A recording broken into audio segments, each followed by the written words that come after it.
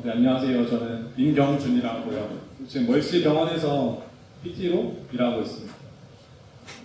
오늘 이렇게 날씨 더운데 참석해주셔서 감사합니다. 저는 전사님이 방금 소개해 주셨는데 한국에서 일하다가 2019년에 왔어요. 한국에서 보통 운동선수랑 많이 일했고 농구팀에서도 일하고 대표팀 일하고 그랬습니다. 그래서 근데 공부가 너무 재밌어서 유학 오고 싶어서 유학 와서 이제 PT로 공부하다가 또 너무 재밌어서 잘 일하고 있습니다. 근데 계속 네, 넘어가겠습니다. 소개는 일단 다음에 하고 그래서 오늘이랑 다음 주 강의할 건데 다음 주는 통증이잖아요. 통증 제가 진짜 좋아하는 주제인데 통증에 대한 과학적인 얘기, 제 생각이 아니라 어떻게 요즘 과학은 어떻게 통증을 말하고 있고 통증이 잘못된 정보가 너무 많아서 그리고 이거 잘 알면은 정말 좋은 변화가 많거든요. 그래서 혼자 알고 있기 너무 아까워서 정말 좋은 시간 보낼 수 있고 오늘은 또 저 건강에 대해 관심 많은데 건강에 많은 어프로치 접근법이 있잖아요. 근데 이제 뭐 정답이 정해진 건 아니지만 PT가 어떤 식으로 바라보는지 저희 분야의 관점에서 좀 말하고 싶어요. 그래서 오늘은 그런 시간 가지겠습니다. 그래서 오늘 말할 거는 인체 그리고 이 진화 슬라이드 거의 다 영어인데 제가 쉽게 설명할 거니까 걱정하지 마시고 여기 진화론적인 측면에서 볼 거고 또 여기 현대의학 있잖아요. 현대의학이 어떻게 변화하고 있는지 말할 거고 그리고 왜 운동이 더 중요한지 또 정말 잘못 알고 있는 지식이 많은데 운동과 신체 활동 이게 차이가 있거든요. 그래서 저걸 정말 아는 게 너무 중요해요. 어떤 사람들 제가 이렇게 물어봐요. 운동 하시나요 혹시? 운동 꾸준히 하시는 분 계신가요? 아, 좋습니다. 그래서 걷기 운동. 네. 매일 네, 좋습니다. 그래서 이제 운동이 저는 운동이랑 신체 활동이 되게 비슷한데 걷고 제가 뭐 예를 들어 설거지를 해요, 빨래를 해요. 그것도 운동인가요? 그러니까 이런 이게 혼동이 많죠. 저는 일단 그 기준을 좀 잘 알아야 될 것 같아요. 운동이 뭐고 그러면은 우리가 운전하는 것도 운동인가? 어쨌건 몸을 쓰니까 그러니까 그런 기준을 정확히 아셔야 돼요. 운동이 뭐고 신체 활동이 뭔지. 그래서 어떤 사람 제가 물어보면 저 운동해요. 저 맨날 요리해요. 맨날 저 뭐 칼을 썰어요. 뭐 과일 깎아요. 근데 그게 제가 생각하는 운동은 아니기 때문에 좋은 움직임이지만 그래서 일단 그 기준을 정확히 알려드릴 거고 또 이제 관절 건강 저희가 이제 관절염 이렇게 많이 하고 나이 들면서 관절의 통증을 피할 수 없는데 그거 어떻게 관리하는지 알려드릴 거고 또 근력 운동 왜 중요한지 정말 근력 운동이 너무 중요한데 잘못 알고 너무 많아서 근력 운동 왜 중요한지 꼭 알려드릴 거예요. 그래서 이거 오늘 강의 끝나고 근력 운동 꼭 하시기를 알려드릴 거고 그리고 영양에 대해서 간단히 알려드릴 거고 네 그리고 체성분에 대해서 알려드릴 거고요. 다음에 넘어갈게요. 그래서 그 토픽 큰 주제 보면은 인체는 이렇게 움직이도록 설계되어 있대요.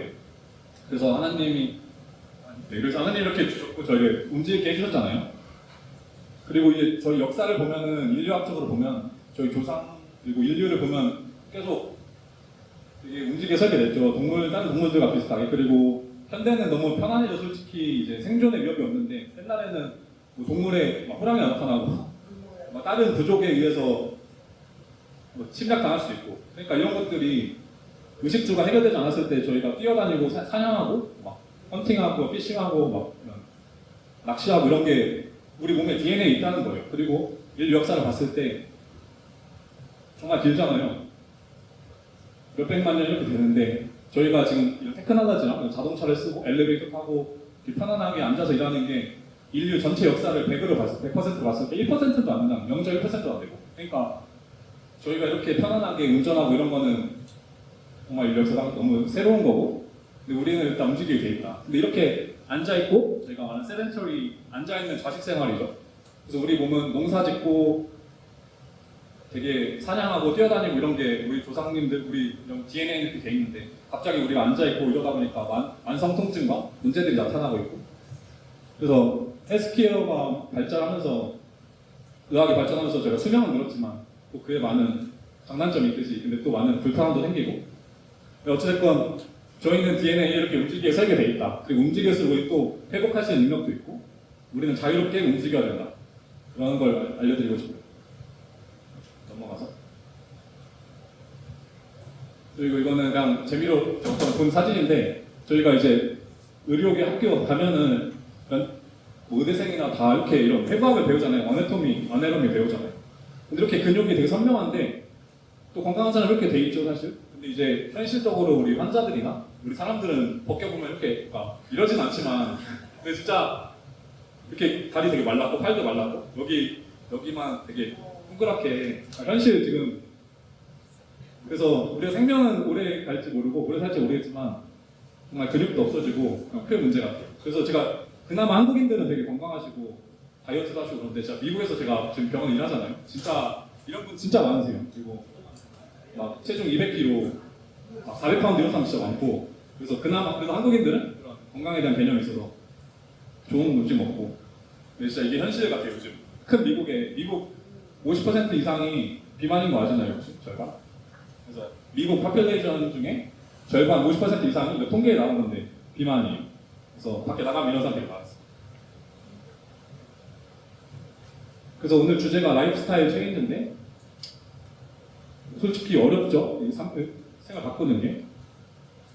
근데 저희는 이 길로 가야 되는 거고 네. 근데 이제 여기 줄 쓴 사람들은 바꾸는 걸 바라지 않고 여기 나이가 들어가면서 이런 신체에 대한 것을 계속 블레이밍 하는 사람들이에요.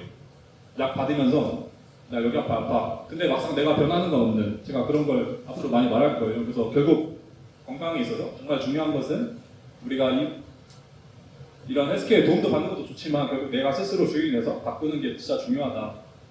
근데 이게 쉽진 않으니까 대부분 안 가는데 그만큼 중요한 걸 말할 거고 앞으로 계속 말할 거예요.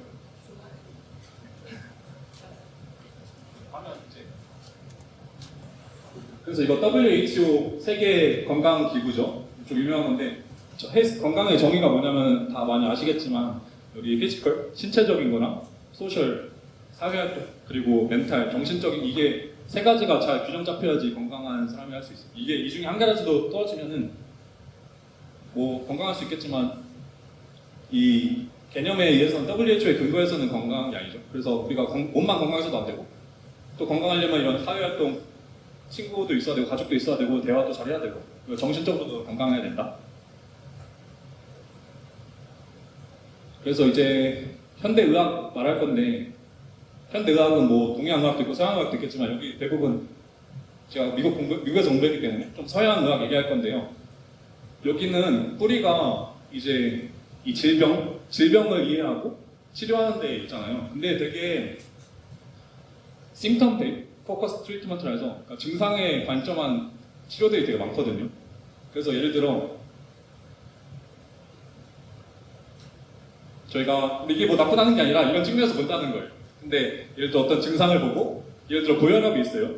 그러면 이제 고혈압에 이제 고혈압이 있고 원인이 있고 증상이 있잖아요. 그래서 그런 걸 혈압이 높았으니까 증상을 낮추려고 이런 약을 처방하고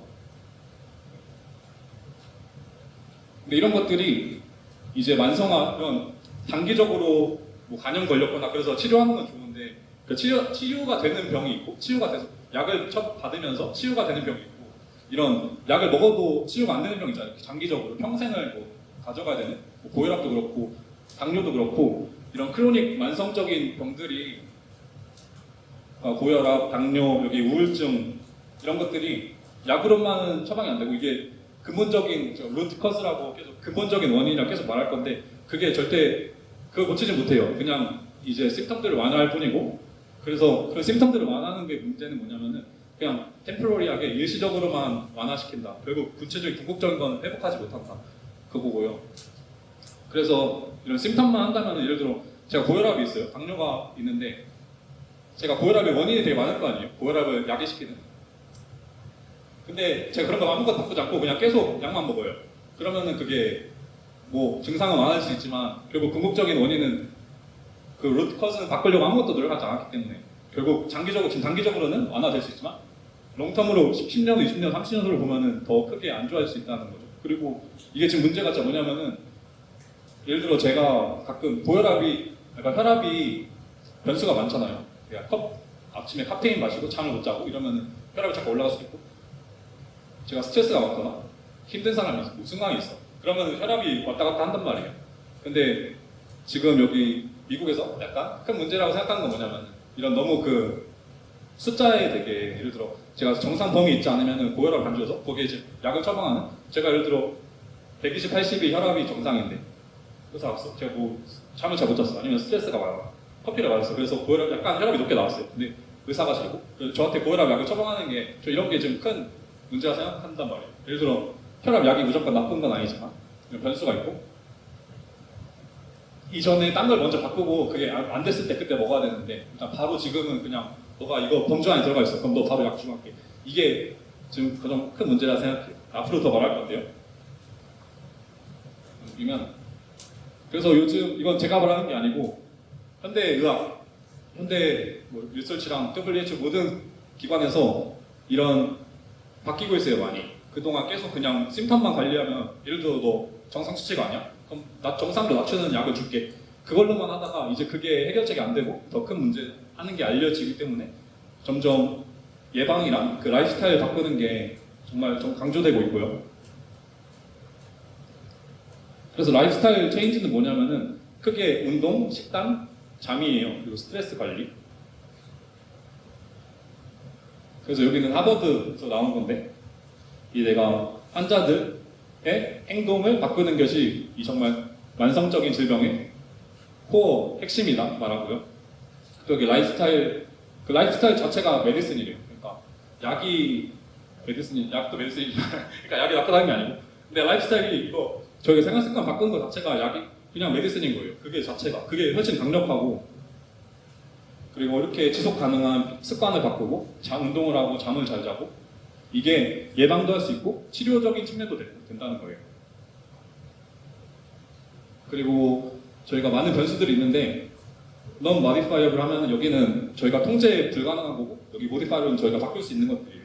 제 건강에 있어서 환자나 이런 유전자를 바꿀 수 없죠. 저희 부모님 그 패밀리 스토리, 가족력이라 하잖아요. 제가 부모님이 누구고 저희 조상님이 누구, 이런 전수에 받은 것은 바꿀 수가 없죠. 그 전사님도 조상으로 계속 받은 그런 DNA는 바꿀 수 없고, 내 부모가 예를 들어 암의 과거력이 있어, 그거는 제 안에도 있는 거고, 그리고 패밀리 스토리 있고 내 과거력도 그렇고, 또 내 실제 나이, 계속 나이가 바꾸면서 이거 역행할 수 있는 사람 없죠, 아무도. 그리고 성별도 바꿀 수 없고 인종도 바꿀 수 없어. 이거는 저희가 컨트롤 못하는 영역이고, 또 그 레이스마다, 종마다 백인, 동양인 다 노출되는 병들이 있어요. 백인은 예를 들어 피부암이 되게 흑인보다 동양인보다 훨씬 높거든요. 그리고 아시아인은 간암이 훨씬 높고, 종족마다 있고, 여기는 이제 저희가 어쨌든 바꿀 수 없는 영역이고, 여기는 저희가 통제 가능한 것들이에요. 건강을 위해서 저희가 믿는 것, 제가 생각하는 것, 지식, 그리고 생체 나이, 이런 실제 나이는 아닌데 저희가 어떻게 관리하냐에 따라, 내가 지금 생체 나이는 40살인데 관리 못했으면 70살이 될 수도 있고, 내가 60살이어도 관리를 잘했다면 30살처럼 살 수 있는 거고, 그리고 라이프스타일, 아까 말한 잠, 영양, 그리고 운동, 그거는 저희가 통제 가능한 거죠. 그리고 마인드셋이랑 여기 또 방금 제가 말한 것들, 저희가 할 수 있는 거는 통제 가능한 걸 통제하는 거죠. 그리고 여기 심혈관계 질병을 하는데, 여기도 방금 제가 말한 거, 종족 못 바꾸고, 나이 못 바꾸고, 성 못 바꾸고, 부모가 심장병으로 사망하셨는데 이건 제가 못 바꾸는 거예요. 근데 이거 알고 있으면 당연히 도움 되겠죠. 그리고 제가 변경할 수 있는 거는 담배 끊는 거, 당뇨는 한 번 걸리면 이제 완치가 안 되는 병인데 평생 관리하면 내 자신의 통제 가능한 거죠. 그리고 이런 자식 생활에 피지컬 인액티비티에서 안 움직이는 것들, 저희가 움직이는 건 저희가 할 수 있고, 비만도 저희가 어느 정도 관리할 수 있죠. 그리고 콜레스테롤도 관리할 수 있고, 블러드 프레셔도 약도 있겠지만 약 말고 약 가기 전에, 이전에 저희 생활 습관도 일단 바꿔보고, 그때 안 됐을 때 약을 최후의 방법으로 하는 것들을 말하고요. 그래서 또, 근데 제가 말하다가 좀 말이 빠르면 다시 알려주세요. 제가 말 빨리. 지금 속도 괜찮으신가요 혹시? 괜찮으세요? 그리고 여기 근본적인 원인 치료, 그리고 그냥 증상만 치료하는 것들. 그래서 문제를 야기시키는 궁극적인 원인들, 아까 제가 패밀리 히스토리 이런 거 빼고 저희가 통제 가능한 영역에서 문제를 야기시키는 원인들, 음식 이상한 거 먹는 거, 그리고 잘 안 움직이는 거, 스트레스, 그리고 잠 잘못 자는 거, 이런 게 다 심장병, 당뇨, 뭐 이런 고혈압 다 연결돼 있죠. 이거는 이미 증명된 거고, 그리고 여기 병원에서 예를 들어 내가 고혈압이야, 당뇨, 그럼 이제 심장이 안 좋아 이러면 바로 그냥 약만 처방하는 것들, 나의 생활의 변화 없이. 그래서 이거는 잘 안 보일 텐데, 그래서 여기 이 병의 원인이 있고 루트커즈를 치료하는 게 나와요. 그러니까 뭐 약으로 처방하는 게 아니라 치료하는 게 아니라 당뇨 2형 당뇨는 예를 들어 원인들이 이런 지방이 많으면 걸리고, 앉아 있는 자식 생활이 많으면 걸리고, 그리고 이런 정제된 탄수화물 안 좋은 거 먹으면 걸리죠. 근데 이런 거를 루트커즈를 제가 라이프스타일로 바꿀 수 있는 거는 좋은 거 먹고, 지중해식 먹고 저탄수화물 먹고, 그리고 체중 감량하고 운동하고 잠 잘 자고 스트레스 매니지먼트 하면은 당뇨가 컨트롤 된다. 근데 이때 이걸 다 해보고도 안 되면 그때 약을 먹는 거예요. 이런 걸 아무것도 안 바꾼 상태에서 난 계속 여전히 안 좋은 거 먹고, 안 좋은 뭐 아이스크림 맨날 먹고 탄산류 맨날 먹고, 근데 약만 먹고, 그게 절대 안 좋죠, 절대로. 그리고 운동도 안 해, 잠도 잘 못 자, 스트레스 많아. 안 바뀐 상태에서 바꾸는 것들. 그리고 고혈압도 여기 심혈관 문제 안 좋고, 그 소금을 많이 먹으면 고혈압에 영향이 있죠. 그 비만도 있고. 근데 이런 거를 또 그런 정기적인 운동 아니면 체중 감량, 그 스트레스 매니지먼트, 그 스트레스 받는 걸 잘 조절하는 거죠. 그리고 GARD 저거는 역류성 식도염인데 저것도 다식 안 하는 거고, 이거 우울증도 있어요. 우울증도 제가 병원에서 너무 많이 보는 게, 여기가 약의 국가고, 그러니까 자본주의고, 여기 그 제약회사가 진짜 크잖아요, 미국이. 근데 진짜 너무 싫은 게, 그러니까 현실에서 이제 우울증 환자가 진짜 많거든요. 그나마 저희는 다 일단 건강하라고 있고, 근데 미국에 10대랑 나이를 떠나서 너무 많아요. 우울증 환자가 진짜 많은데 의사들이 약을 진짜 쉽게 처방해요. 근데 이제 궁극적인 제가 말한 이런 것들 아무것도 고려 안 되고, 이런 걸 바꾸지 않고, 그러니까 디프레션을, 우울증을 하는 게 여러 가지 변수가 있겠지만, 뭐 상처, 트라우마 될 수 있고, 뭐 어뷰징이 될 수 있고, 가족 간 이런 거 인간관계적인 것도 있을 수 있고, 아니면은 이런 소셜 커넥션, 사회적인 관계, 그리고 잠 못 자는 것도 하나의 엄청 큰 팩터죠. 그리고 염증, 그리고 음식 안 좋은 거 먹는 것도 다 디프레션 돼요. 맥도날드 맨날 이런 거 먹으면 디프레션 걸릴 수밖에 없고, 그 연결돼 있어요. 그리고 신체 활동 많이 해야, 이런 건 이미 연구에서 다 증명된 거기 때문에 제가 설명은 안 할 거고. 근데 이런 걸 일단 고려하고 약을 처방해야 되는데, 저희는 너무 쉽게 그냥, 예를 들어 고등학생이나 중학생이 오면은 그냥 약을 바로 처방해버려요. 엄청 그것도 도수가 강한 거를. 그래서 계속 밑 빠진 물에 뭐라죠? 물 붓기. 독에 물 붓기. 그러니까 저는 여기 그 항아리가 있는데 여기 물이 계속 새어 나가요. 근데 이걸 절대 막지 않고 무슨 막 계속 붓는 거라고 생각 안 되는 게, 얘가 디프레션 있는데 그런 건 약이 하는 것을 전혀 고쳐지지 않고 계속 약만 처방하니까 악순환 반복되고, 그리고 다음 시간에 말할 건데 약의 그 빈도가 올라가요. 처음에는 1개로 시작했다가 2개가 먹어지고 3개로 먹고, 그 절대 끊을 수 없고, 일단 그런 게 큰 문제라 생각해요. 디프레션뿐만 아니라 모든 혈관 문제도 그렇고 당뇨도 그렇고 이런 심혈관 또 문제가 있는데, 그것도 일단 담배를 끊어야 되고, 담배 피시는 분들 예를 들어. 그래서 건강한 식단 다 똑같죠. 신체 활동, 체중 감량. 근데 제가 이제 보니까 이런 게 좋은 의사는 저는 진짜 가족이라 생각하고, 환자를 되게 좀 쓴소리도 하고 그런 거 생각하는데, 솔직히 말해서 제가 생각해도 예를 들어 환자가 왔는데 엄청 많잖아요. 근데 솔직히 그렇게 하기가 안 해도 되고, 약만 처방하면 되니까 여기서는 아무 문제가 안 되고, 그렇게 환자를 교육시키려면은 되게 많은 수고도 들고, 환자는 그리고 또 싫어할 수도 있고, 내가 넓게 바꿔야 되니까. 근데 그래서 그걸 현실이 좀 어려운 것 같아요. 이게 진짜 좋은 의사는 저는 이제 가족처럼 환자를, 예를 들어 저 질문하고 싶은 건 항상, 이 환자가 너 자식이야 예를 들어. 근데 그 자식인데도 너가 이 양의 우울증 약을 줄래? 이렇게 물어볼 거 아니라 생각하거든요. 근데 내 남이니까 그냥 주는 거죠. 예를 들어 10대 고등학생 환자였는데 우울증 약 엄청 센 걸 줬어. 근데 이 자식이면 안 줄 거라 저는 생각하는데, 그래서 이걸 너무 쉽게 져버리고 저는 먼저 이걸 먼저 바꾸라 할 것 같아요. 만약에 제 자식이 온다면, 제 자식이 그런 걸 갖고 있다면. 그래서 약에 대해 잠깐 말할 건데 제가 약사는 아니고 근데 뭐 약을 전문적으로 일하는 건 아니지만 어쨌든 이거 공부했고 파르마콜로지 공부하는 데는 하는데요. 약이 왜 안 좋냐면은 근데 무조건적으로 나쁘다는 게 아니에요. 약은 정말 생명 살리고 때에 따라 먹으면 좋은데 근데 저희가 이 현실에서 너무 오버유즈하고 과하게 처방하고요.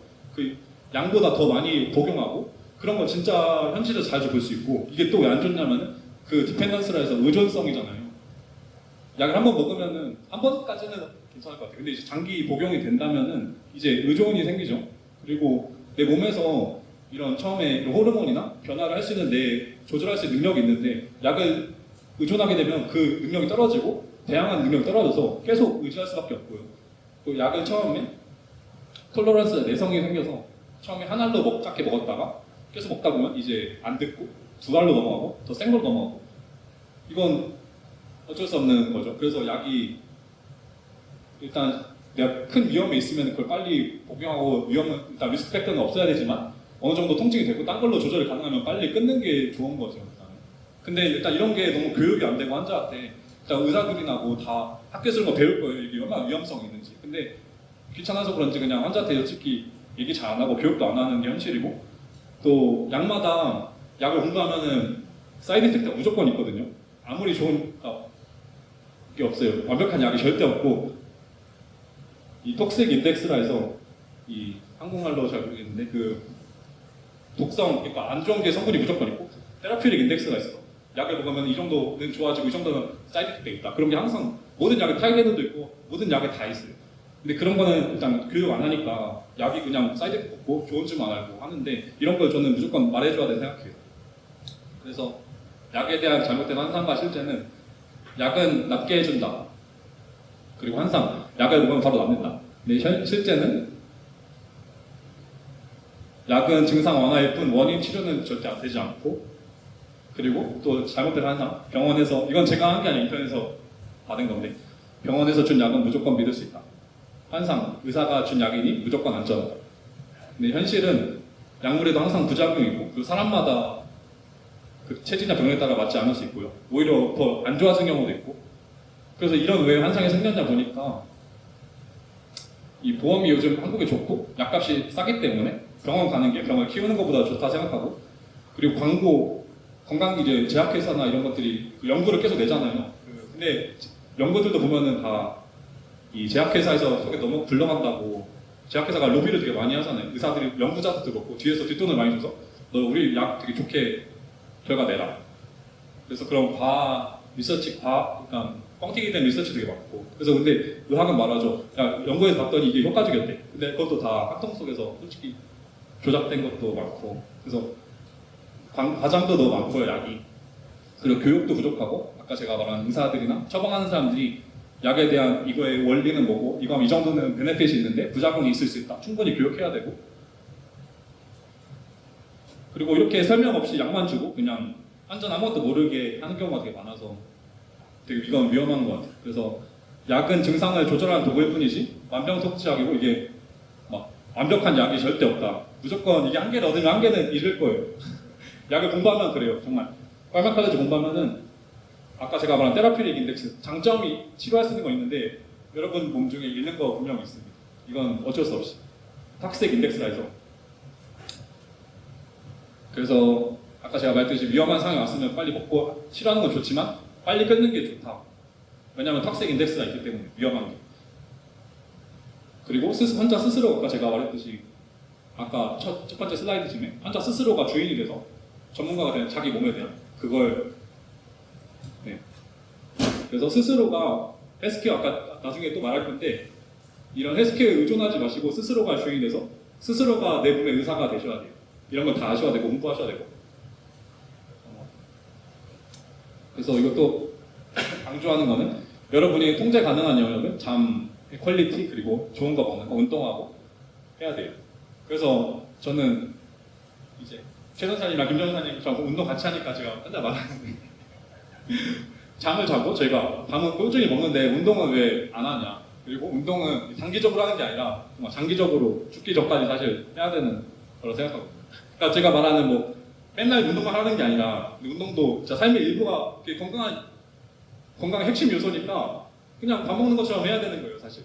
그러니까 맨날 하라는 24시간 맨날 하라는 게 아니라 일주일에 몇 번이라도, 왜냐하면 그게 제가 방금 말하는 게 아니라 이 모든 데이터에서 말하는 거기 때문에 건강한 삶을 유지하려면, 근데 우리는 대부분 뭐 잠은 다 어떻게 자실 거고, 이것도 근데 나중에 솔직히 잠도 좀 더 전문가가 와서 하면은 더 할 게 많아요. 어떻게 잠을 더 잘 자고 관리 안 지고, 제가 그쪽은 좀 말이 너무 길어져서 안 할 거고요. 근데 영양도 또 훨씬 복잡하고 이것만 하루 넘게 강의를 해야 되니까. 근데 일단 관리하는데 운동은 대부분 안 하는 경우가 많죠. 그래서 그 김승현 전사님 말하시는 게, 제가 운동 맨날 같이 하니까 옛날에 운동은 처음에 잠깐 필요할 때만 하다가 안 하셨대요. 근데 요즘은 느끼는 게 제가 죽을 때까지 그냥 하는 거라고. 왜냐면 그게 관리가 되니까. 근데 이제 그러니까 마음이 더 편해지셨대요. 아, 이거는 내가 단기적으로 잠깐 벼락치기 같은 게 아니라 평생 해야 되는 거구나. 건강한 삶을 살려면. 그래서 이거 잠깐 제가 약이 항상 나쁘다는 게 아니라 약이 너무 좋아요. 약이 있어서 저희가 생각 늘어나고. 그래서 제가 하는 케이스 환자 제 예를 들 건데, 여기 멀시 어떤 환자가 오셨는데 멀시 병원에서 의학팀에서 한 30년 일한 분이 있어요. 그분도 의학 쪽 공부하시면 다 알 거예요. 의사들이 환자한테 약을 쉽게 처방하지만 본인들은 안 먹거든요. 왜냐면 안 좋은 거 알기 때문에. 자녀들한테 처방 안 하고. 근데 이제 이 사람도 환자한테 약 처방하는 사람이었어요. 근데 자기는 엔타이 드럭 퍼슨이니까 약 안 먹는 사람. 왜냐면 그 얼마나 안 좋은 게 알기 때문에. 저도 약 안 먹고, 그러니까 필요할 때 먹겠죠, 당연히. 근데 그래서 근데 자녀가 있었는데, 아들이 한 명 있었는데 자녀가 교통사고로 갑자기 죽은 거예요. 근데 우울증이 너무 심하게 와서 의사가 우울증 약을 막 자살 직전까지 관리했다가, 우울증 약을 근데 난 약 안 먹는 사람이니까 안 먹었대요. 그리고 막 명상, 요가나 막 식단 이런 거, 운동도 원래 평소에 하는 사람이었고 건강에 중요해서 하니까 뭐 4개월 정도 먹고 막 그 심리학자한테 가서 상담도 받고. 근데 모든 게 안 통했대. 운동도 안 되고 명상도 안 되고 노래도 안 되고 막 교회 가도 안 되고. 근데 우울증 약을 센 걸 한 번 딱 먹었는데 바로 막 없어졌대요. 나아졌대요. 그래서 이렇게 딴 걸 해보다가 안 됐을 때 마지막에 먹는 거는 너무 좋은 것 같아요. 저는 그럴 때 먹는 거지, 약이. 근데 그리고 이분은 그때 이제 이 우울증의 엄청 힘든 인텐시티가 이 정도라면은 이때 딱 먹은 거죠. 이게 지금 내려갔으니까 안정기에 왔고 이제 끄는 거예요. 근데 이제 먹을 필요가 없고 딴 거 아까 말한 명상, 뭐 교회 가서 뭐 종교 활동도 될 수 있고 사회 활동이 될 수 있고 심리학적 이런 이제 약 없이 지금 통제 가능한 안정 수치에 와서 제가 그런 걸 저한테 말하는 거예요. 나도 엔타이 드럭 퍼슨인데 이럴 때는 효과가 있더라. 그래서 약은 분명히 필요할 때가 있다고. 그래서 저도 그건 너무 동의하고, 혈압약도 마찬가지, 당뇨도 마찬가지고. 일단은 저희가 통제 가능한, 아까 modifiable risk 있잖아요. 거기가 저희 통제 가능한 거, 그걸 먼저 바꾸는 거고, 그게 먼저 그거 안 됐을 때 아직도 위험 수치야. 그때는 약을 복용해야지. 왜냐면은 하이퍼텐션, 고혈압이 계속 방치되면은 스트로크나 뇌졸중이 오니까, 혈관이 터져버리니까. 그래서 심장 문제도 생기고. 그래서 약은 무튼 좋을 수가 있죠. 잘만 복용한다면은. 근데 잘못되면은 되게 큰 문제가 될 수 있다. 그리고 또 제가 좀 많이 제가 보는 거는, 되게 요즘 현대인들이 너무 게을러져서 이런 테크놀로지가 발달하고 과학이 발달하면서 너무 편하잖아요, 솔직히. 걸을 필요도 없고 운전 차가 다 해주고 엘리베이터 타면 계단도 안 올라가도 되고, 그리고 약도 처방 쉽게 받을 수 있고. 그러니까 너무 뭐가 문제가 생겼을 때 빠른 처방을 원하는 거, 퀵픽스를. 그러니까 근데 이게 항상 좋은 것 같지만은 않은 게, 발달했음에 불구하고, 그러니까 저희가 막 본질적인 거, 비본질적인 게 있잖아요. 제가 많이 보는 거는 막 관절염이 있어요, 이제 무릎이나. 근데 막 글루코사민 혹시 아시나요? 그런 막 복용들. 그게 영양제 먹잖아요. 그래서 내가 막 관절이 어디 아픈데 막 결국 무릎 통증에 가장 중요한 건 여기 주변의 안정성인데, 그것도 나중에 얘기할 건데요. 그런 건 운동은 안 하고 이런 약만 먹는 거예요. 이런 본질적인 거 안 하고. 그것도 제가 말한 운동 안 하고 무릎 보호대를 차는 거예요. 이런 것들. 그리고 어떤 사람은 운동을 안 해. 근데 막 단백질 보충제는 먹는데요. 그리고 뭐 살을 빼고 싶어. 근데 움직이지 않고 운동을 안 해. 근데 식욕 억제제는 먹어. 그러니까 저는 이런 게 솔직히 이해가 안 가서 사람들이 왜 그러지. 근본적인 건 해결 절대 안 하고, 왜 이렇게 이런 편법이랄까 비본질적인, 좋게도 절대 바뀌지 않으니까. 그리고 예를 들어 제가 말한 뭐 탄산수 계속 마셔, 아이스크림 계속 마셔, 먹어. 근데 당뇨약을 복용해. 이런 것들이. 그리고 제가 말한 잠, 운동, 식단, 제가 통제 가는 건데 안 바꾸면서 약만 먹고. 그리고 허리가 아픈데 허리 이런 강화거나 운동은 안 하고 허리 보호대를 찬다. 이런 것도 사실 말이 안 되는 거고. 왜냐면은 이거 허리 보호대가 연구 찾아보면 아무런 효과가 사실 없어요. 대부분 플라시보에서 끝나요. 그러니까 신체적, 심리적으로 완전. 얘네가 아무리 좋은 걸 껴도 몇백, 몇천만 원짜리 써도 얘네가 서포트 해주는 게 거의 없어요.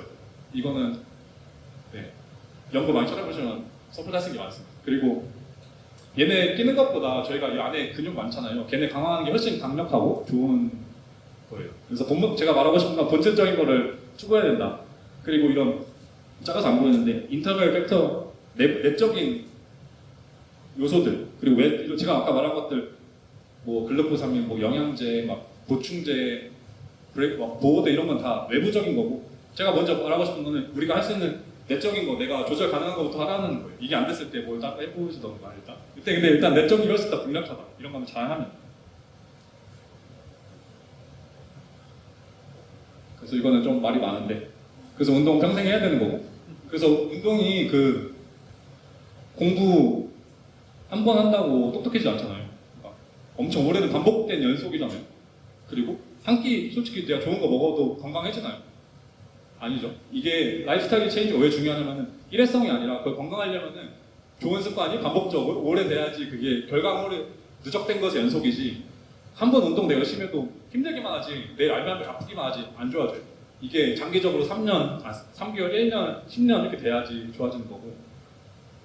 그리고 제가 말하고 싶은 건 이제 막 의사들도 약 안 먹고 운동하고 자녀들한테 운동을 하시고 뭐 세계적인 막 빌 게이츠, 뭐 일론 머스크 다 바쁜데 운동 많이 하잖아요. 근데 그 사람들이 시간이 있어서 하는 게 아니라 다 시간 내서 바쁜데도 쪽내서 하고, 왜냐면 그 중요성을 너무 아니까. 그래서 이거 제가 좋아하는 말인데, 현대 너무 바쁘잖아요 저희들 솔직히. 근데 운동할 시간 없다 하는 게 핑계고, 운동은 시간이 있어서 하는 게 아니라 내서 하는 거다. 모두 바쁘지만. 그리고 이거는 아까 제가 글루코사민 연구한 건데, 연구 보면은 여기 작아서 안 보이는데요. No significance difference라고 하거든요. 그러니까 글루코사민 먹는 거랑 글루코사민 약이 있어요. 그 영양제 있잖아요. 그리고 플라시보, 빈 깡통 약 준 거예요. 그 두 그룹을 줬는데 이거 엄청 큰 연구여서 대상자가 1,500명이었단 말이에요. 그러니까 엄청 큰 규모인데 NIH, 내셔널 인스티튜트, 그 세계적으로 제일 큰 보건기구인데 1,500명 대상했는데 이 두 개 아래 차이가 없었어요. 그러니까 글루코사민 먹은 거랑 그냥 깡통인 약, 플라시보 약이랑 차이가 없었다는 거죠. 그러니까 효과가 없었다는 거죠. 아무것도. 이것도 다른 최근 연구인데 무릎 통증에 아무런 차이가 없었다. 그러니까 그냥 광고일 뿐이고 다 돈 때문에 하는 거지. 이런 거 복용해도 아무 쓸데없다. 말하고 싶고. 그래서 현대의학은 계속해서 이런 개개인의 그 오너십, 내 자신의 내가 주인이 돼서 스스로 강화하고 스스로 지속하고 이런 라이프스타일 체인지하는 게 중요한 것을 강화하고 있대요.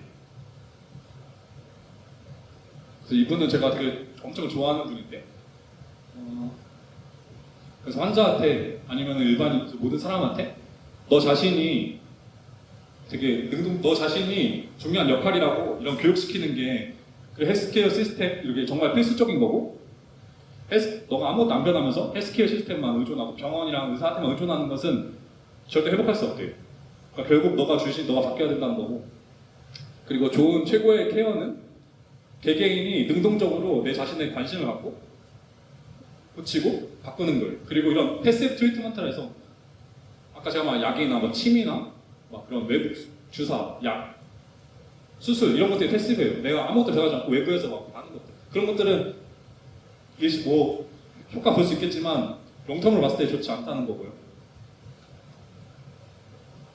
그리고 여기 유명한 사람이 있는데 엑서사이즈 메디슨 나오고 운동은 약이다. 그래서 운동 이제 제가 왜 라이프스타일 중요한지 체인지 중요한지 말한 거고요. 이제 운동에 대해 잠깐 말할 건데 운동 왜 좋냐면 어떤 사람들이 그러세요. 운동 왜 해야 되냐 물어보면 뭐 근육 때문에 한다 막 그러는데, 그러니까 운동이 아는 만큼 보이잖아요. 근데 저는 이제 운동을 되게 공부 많이 했고 운동에 베네핏이 너무 많잖아요. 그러니까 단순히 근육이 아니라 심혈관계, 요약해서 말하면 심장이 좋아지고 심장도 근육이고요. 그리고 혈압약 먹기 전에 운동하면 좋은 게 이런 혈압이 내려가요. 그러니까 하트레이트 내려가서 예방할 수 있고, 그 호흡기도 당연히 좋아지고, 폐도 좋아지고, 이런 근육이 좋아지는 건 당연하고, 짧게 요약해서 말할게요. 그리고 이런 골격계, 스켈레탈 시스템이라 해서 그 골다공증 있잖아요. 그리고 이런 이제 여성분들 특히 나이 들면서 폐경기 끝나고 이제 여성 호르몬이 감소하면서 그리고 골절 많이 되고 골다공증 많이 오잖아요. 근데 그게 운동을 통해서 저항 운동하면 되게 예방이 많이 되고요. 또 나중에 말할 건데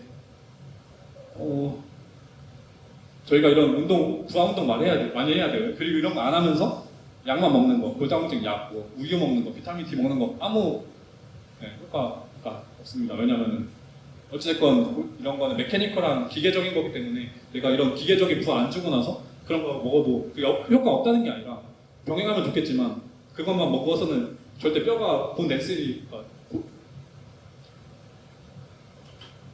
그러니까 그 뼈의 골밀도가 절대 좋아질 수 없죠. 이거 제가 나중에 왜 안 없을 수밖에 없는 게 설명해 드릴 거예요. 그리고 신경도 당연히 좋아지고 그 뉴로플라스티시티 신경 가속성이라 해서 이게 치매 예방도 가능하고 운동하면은 뇌 시냅스들이 계속 뉴런들이 발전하죠. 단순히 그냥 근육이 아니다 운동하는 거는 넘어가면. 그리고 방금 제가 왜 기계적인 게 중요하다고 말하면 이건 그 과학적에서 월프라는 사람이 학자가 말한 거예요. 그래서 뼈는 적응을 하거든요. 근데 로드, 그 무게, 부하가 있으면은 그 뼈가 골밀도가 단단해져요. 이건 가설이 아니라 그 막 러랑 그 하이포테시스 있잖아요. 가설이랑 사실 막 뉴턴의 작용 반작용의 법칙 그런 것처럼 이미 증명된 거예요. 가속도의 법칙.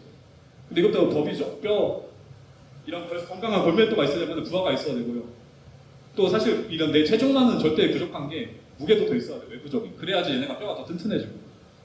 그리고 데이비드 러는 똑같은 원리인데 이게 소프티슈라고 해서 우리 몸에 건이랑 인대 막 이런 티슈들이 있어요. 여기 막 근육 이런 애들. 걔네들도 부하가 있어야지 강해진다는 거예요. 그러니까 막 비타민 D 아까 말한 글루코사민 이런 게 절대 그런 게 먹어도 되는 게 아니라 부하가 필요하고 운동이 돼야지 얘네가 강해지고 그리고 우리 몸이 그렇게 주면은 자연스럽게 회복하는 능력이 있거든요. 그래서 지금 말하고 싶은 거는 로드가 무조건 필요하다. 기계적인 스트레스가 필요하다. 기계적인 그런 받고 신체가 뭐 있고 내가 뭔가 들던가 그래야지 얘네가 뼈가 단단해지고 우리 몸이 얘네가 더 큰 부하가 있으니까 골밀도가 형성이 되는 거지. 메케니컬 로드가 무조건 있어야 돼요. 무조건. 제가 말한 이거 운동 왜 해야 되냐면은 여성분들 특히 이제 60세 이상 넘어가지고 폐경이 끝나고 골다공증 이런 골절 예방하시려면 부하 운동, 저항 운동 꼭 하셔야 되고 걷기도 좋은데 걷기 이외에 더 무게도 끄셔야 되고 제 환자 중에 골절돼서 오는 것도 진짜 많거든요. 근데 막 그 인저리 아니면 액시던트라고 사고를 하잖아요. 그러니까 그런 걸로 말하세요. 나 넘어졌다 하는데 그래서 너 어떻게 다쳤어? 근데 자기도 놀라는 게 나 이것 때문에 골절될지 몰랐다는 거예요. 그러니까 일반인 정상인의 본 댄스였으면 골절이 안 돼야 되는 스트레스예요. 예를 들어 푹 했는데 차 골절돼서 너무 당황스럽대요. 그러니까 이 사고가 아니라 사고라고 말할 수 있지만 이거는 일반적인 수치면 골절이 안 돼야 되는 스트레스인데 내가 골밀도가 너무 낮으니까 그것마저도 못 견디니까 되는 거예요. 그래서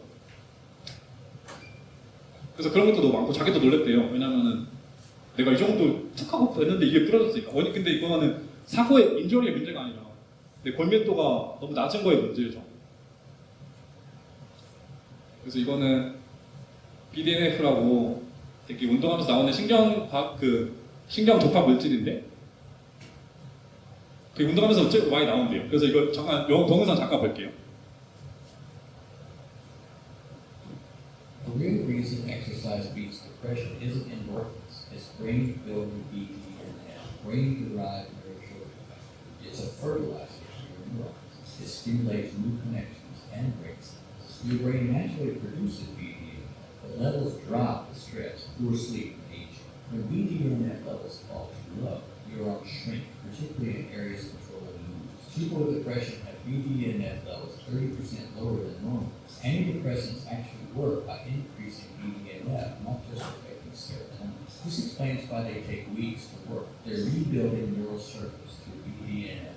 Exercise can double your levels in just 30 minutes. Do 30 minutes of high-intensity exercise 3 times a week to maximize BDNF. Combined with intermittent fasting and omega-3 supplements for even a stronger effect. This combination increases BDNF by over 400% in some brain regions. 잠깐 짧게 워낙 더 할 말이 많은데 짧게 말하면은 BDNF가 우울증과 되게 연결이 많이 돼 있는데 그리고 아까 말한 우울증 약에는 BDNF를 결국 넣는 성분이 들어가요. 근데 BDNF가 그러니까 우울증 약 BDNF가 들어가는데 BDNF를 가장 촉진시킬 수 있는 방법은 운동이라는 거예요. 근데 이제 그걸 안 하고 예를 들어 약을 먹거나 그거 하는 거는 의미가 없고 네. 일단 이게 좋은 방법이 있잖아요. 더 강력한 그래서 우리 몸 자체가 스스로 약이고 움직임하면 메디슨이에요. 진짜 메디슨인데 그걸 안 하고 외부에서만 계속 약을 먹고 이게 네 근본적인 해결 안 되고 계속 그런 거죠. 네, 이것도 넘어가고 그냥.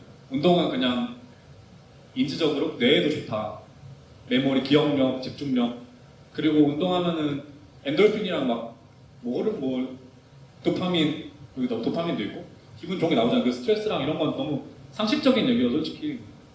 그래서 운동한 사람이 건강한 것도 사실 맞는 게 좋은 호르몬이 계속 나오기 때문에 저는 운동을 이제 할 때 근육 사람들이 물어봐요. 뭐 근육 때문에 하냐 그런 게 아니라 저는 진짜 이런 거 다 보거든요. 그러니까 운동하면 건강해지고 호르몬 좋은 것도 계속 나오고 테스토스테론 말하죠 많이 하죠. 테토나 뭐 하잖아요. 그러니까 좋은 호르몬 나오고 이런 게 너무 많아서 내 심장도 좋아지고 혈압도 좋아지고 운동하면은 저운동하면 그냥 약을 계속 복용하는 거예요. 좋은 약, 사이드 이펙트, 부작용 없는 약. 그래서 그렇게 생각하시면은 여러분들 운동도 하시지 않을까. 운동은 잘못하지 않는 이상 부작용이 없죠. 오히려 좋은 것만 있지. 그리고 운동이 또 통증 완화 효과가 있어요. 제가 다음 주에 진짜 좋은 얘기 많이 할 건데 간단하게 말하면은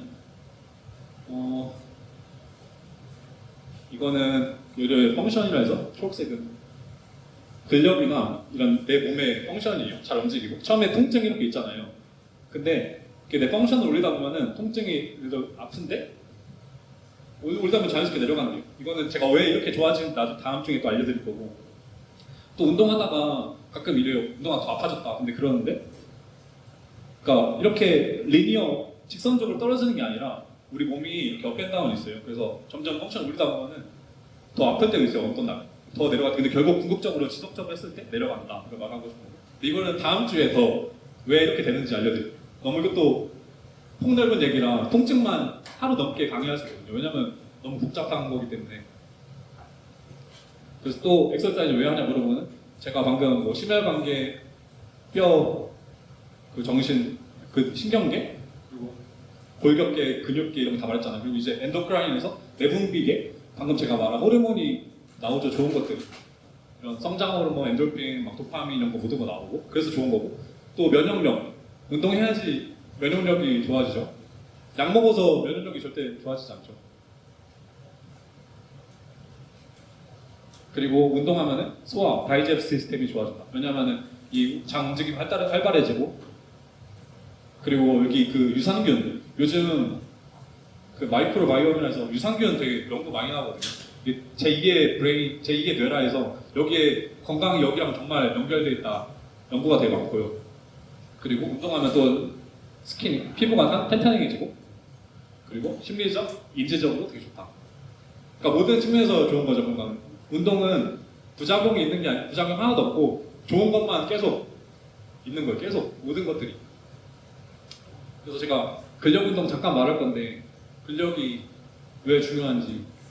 근력은 결국 로드예요, 로드. 그러니까 근력 뜻 잘 모르잖아요. 근력이 뭔지. 근력은 내가 뭐 그러니까 리시스턴스 저항이 있어야 돼요. 저항을 향해서 하는 게 근력이에요. 내가 일어날 때도 뭐 중력 지금 저항은 중력밖에 없죠. 내 몸무게랑. 근데 로드 스트렝스는 결국 근력은 더 무거운 걸 들어서 최대치 할 수 있는 게 근력이거든요. 근데 로드가 왜 중요하냐면은 부상 예방, 관절 낙상 예방, 골절, 골밀도, 포커스 이런 거 일단 얘기할 거고요. 넘어가서 또 근력이랑 순발력이 있는데 이거는 체력 요소 여러 가지가 있는데요. 이건 좀 더 전문적인 영역인데 제가 짧게 얘기하면은 근력은 속도라는 견인이 없어요. 그러니까 천천히 해도 내가 최대한 예를 들어 뭐 200kg을 밀 수 있어. 그거는 순수히 근력이고 파워 순발력은 짧은 시간에 빨리 폭발적인 힘을 내는 거여서 점프를 높게 하거나 달리기 빨리 뛰거나 그런 거예요. 그냥 빨리 하는 이런 속도의 변이기 때문에 short period of time. 그래서 근데 이걸 제가 왜 말하는 오케이 네, 넘어가고 또 일단 운동 제가 말할 건데 운동 개념이 스펙트럼이 되게 크거든요. 근데 이거 왜 제가 굳이 말하냐면은 꼭 너무 알아야 돼서 그러니까 깊게는 안 들어갈 거고요. 근데 너무 알아야 돼서 말하는 거예요. 왜냐면 운동을 여러분들이 이제 하실 거면은 운동의 스펙트럼이 작기 때문에 운동하면 뭐지? 운동이 걷는 겁니까? 그것도 운동할 수 있는데 제가 말한 운동은 더 너무 크기 때문에 그리고 운동이 너무 범위가 많잖아요. 예를 들어 음식이라는 걸 봤을 때 중식도 있고 한식도 있고 일식도 있고 뭐 인도 음식, 타이 음식 이런 게 있듯이 운동의 개념이 너무 큰 거여서 성경책도 그 안에 64권인가요? 그러니까 있잖아요. 창세기, 요한복음. 그러니까 운동도 그 안에 큰 개념이지 그 안에 구술가 너무 많아서 근데 그걸 여러 가지 다 하려면은 말할 될 건데 이걸 아셔야 돼요. 이거 개념 너무 중요해서 아셔야 돼요. 강도랑 운동량. 저 잘못하는 게 강도 제가 말해요. 강도 그러니까 어떤 분이 막 우리 일상생활에서 막 강도 높은 운동을 해서 말하잖아요. 그래서 마라톤 그러니까 10km를 뛸때요. 그게 강도 높은 운동인가요? 높아요? 그거 완전 잘못된 그러니까 뛰는 사람이 있어서 10km는 그러니까 그거는 그러니까 저희가 그 뉘앙스의 말이 있잖아요. 그 말의 뉘앙스 그 의미는 이해가 돼요. 그러니까 힘든 건데 힘들어요. 지치고 오래 길기 때문에. 근데 강도가 과학적으로 이 텀에서 전문 용어를 봤을 때 강도가 높다 하진 않는 게 운동량이 많은 거예요. 근데 강도가 높은 건 뭐냐면은 10m 전력 달리기 막 아니면은 또 뭐 있죠? 역도 같은 거 한 번에 엄청 큰 힘, 그게 강도가 높은 거지. 그러니까 그게 안 힘들다는 게 아니라 10km 힘든데 강도가 낮기 때문에 1시간에 10km를 뛸 수 있었다는 거예요. 이해되셨나요? 그러니까 힘들어 강도가 높은 거 10m 아니까 50m 달리기 어렸을 때 해보셨죠? 초등학교 때 한 번 그거 50m가 8초 여자분들 8초 나올 텐데 남자분들 7초? 근데 하고 나면 엄청 힘들잖아요. 그게 강도 높은 거죠. 약간 50m 달리기 우사인 볼트 같이. 마라톤은 그러니까 이 측면에서 봤을 때 헷갈리는데 강도가 되게 낮은 운동이에요. 마라톤이. 안 힘들다는 게 아니라 너무 힘들죠. 지치고. 근데 강도가 낮기 때문에 오래 할 수 있는 거예요. 그러니까 이 반비례 같은 요소. 이거 이해하시는 게 진짜 중요해요. 왜냐하면 제가 앞으로 더 이거에 응용해서 말할 거기 때문에. 네. 질문 시간이 따로 있는지 모르겠는데 네. 그러면 그 마라톤을 뛰신 분들이 무릎 부상이 많잖아요. 그거는 강도랑 상관이 그거는 그리고 또 어떤 사람에 따라 강도가 그 운동량이 네. 몸이 좀 예전부터 건강한 사람들은 강도의 차이가 있지 않아요? 그렇죠. 일단 강도 개인 방금 말씀하신 대로 개인에 따라 너무 다르고요. 근데 일단 객관적으로 봤을 때 그거 나중에 또 알려드릴게요. 일단 무릎 부상은 또 다른 얘기고요. 그러니까 관련돼 있는데 또 토픽이 좀 다른 개념이에요. 그 나중에 또 알려드릴게요. 근데 강도 일단 이 개념 정확히 알고 하시는 게 뭐냐면은 그래서 오래 지속 가능한 거 강도 낮은 거죠. 그렇죠? 강도가 낮으니까 오래 할 수 있는 거예요. 강도 어렸으면은 10초도 못해요. 그러니까 이해되셨죠? 예를 들어 50m 달리기를 해요. 우사인 볼트가 그 속도로 1분도 못 가요. 왜냐면은 강도가 높아서 그거 이미 그 전에 떨어져 버려요. 그러니까 지금 질문해도 되는 네. 나는 수면관 관계 다 있는 사람인데 네. 그 의사들이 하라는 거 잘안돼 강대리 간다는 그런 거 근데 의사들은 뛰라고 안 한다고 근데 내가 운동부에 뛰는 게 나에게는 제일로 허리야 스테미너스인가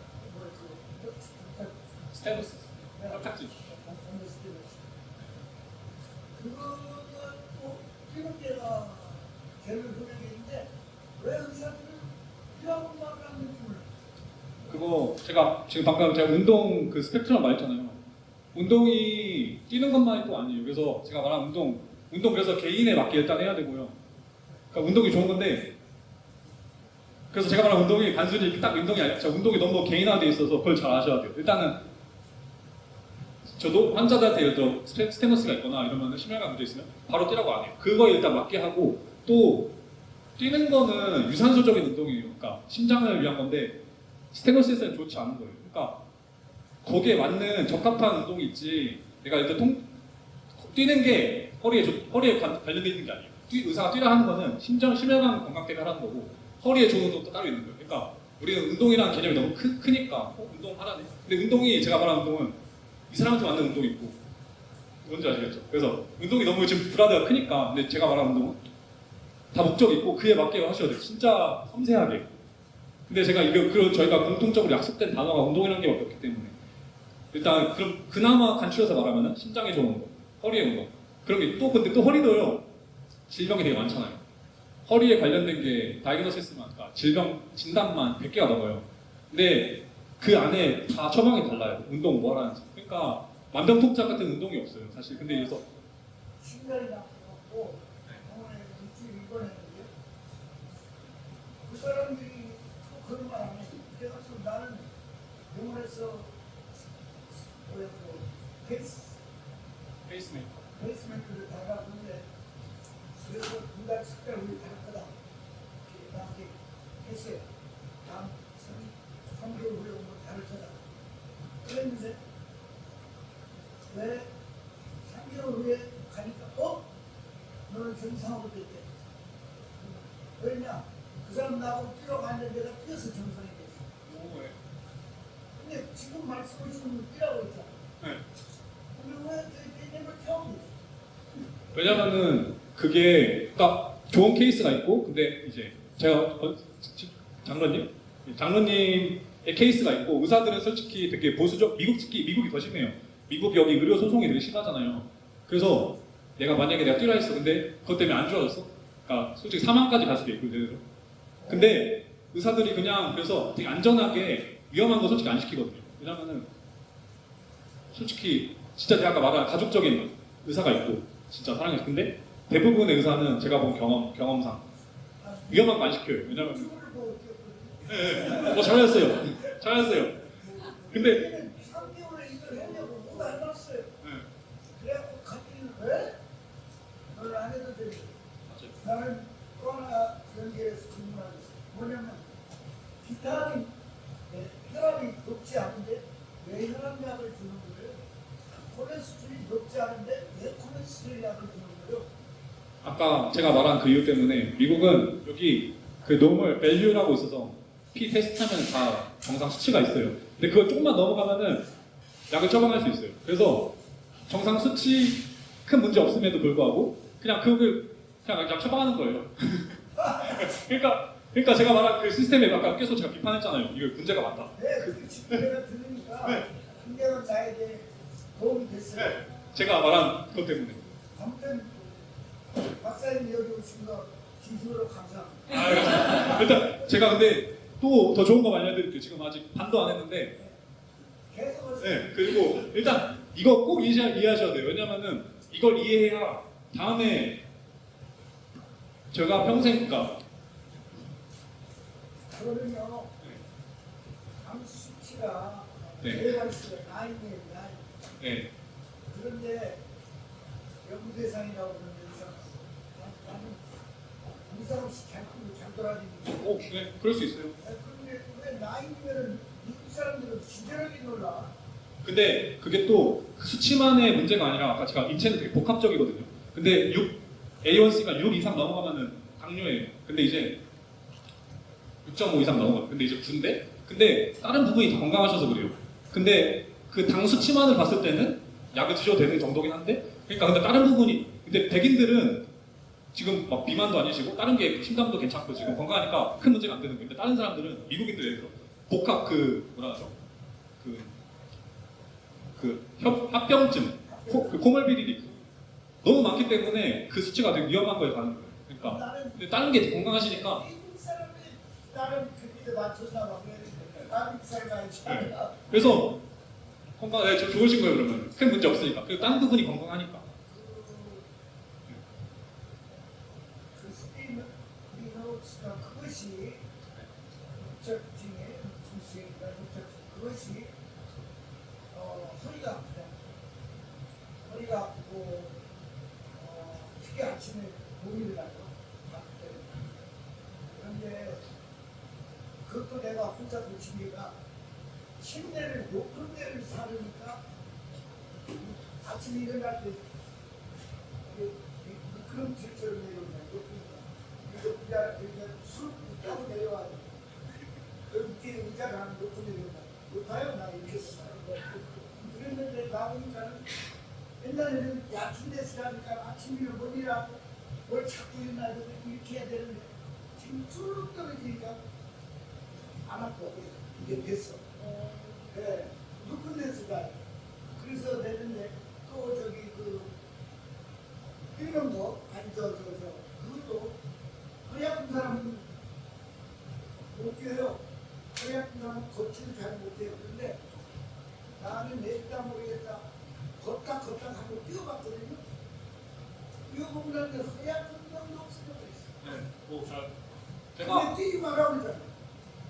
그게 큰 문제인데 아까 제가 말한 책임지기 싫어서 소송에 걸리기 싫어서 그러니까 진짜 그래요. 솔직하게 말하면은 위험한 거 안 시켜요. 안전한 너 움직이지 마. 의사들 많이 하는 게 움직여야 되는데 더 큰 문제가 일까 봐. 근데 의사 환자들이 심장도 그렇고 너 뛰니까 나 죽었어 이렇게. 그러니까 가족들이 소송하고 그냥 안전하게만 너 안 누워 있어 안전해. 그러니까 나중에 책임지기 싫어서 그렇게 말하는 거예요. 안전하게. 네. 아주 좋은 말씀을 네. 했으니까 내가 하고 있는데 그걸 지금 계속 말씀해주니까 나는 아주 제대로 맞추는 것 같아요. 네. 근데 말씀하신 것처럼 제가 말한 어떤 사람은 걷는 게 악화시킬 수 있어요. 허리 통증을. 근데 스테노시스 그 협착증은 걷는 거 뛰면 좋아져요. 그래서 잘하시고 이제.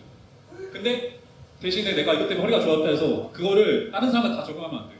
왜냐면 제가 그러니까 제가 말한 대로 허리의 종류가 통증의 원인이 100가지가 넘는데 이 사람은 뛰는 게 안 좋을 수 있고요. 근데 제가 말한 스테노시스는 좋은 거예요. 그러니까 하셔도 되고.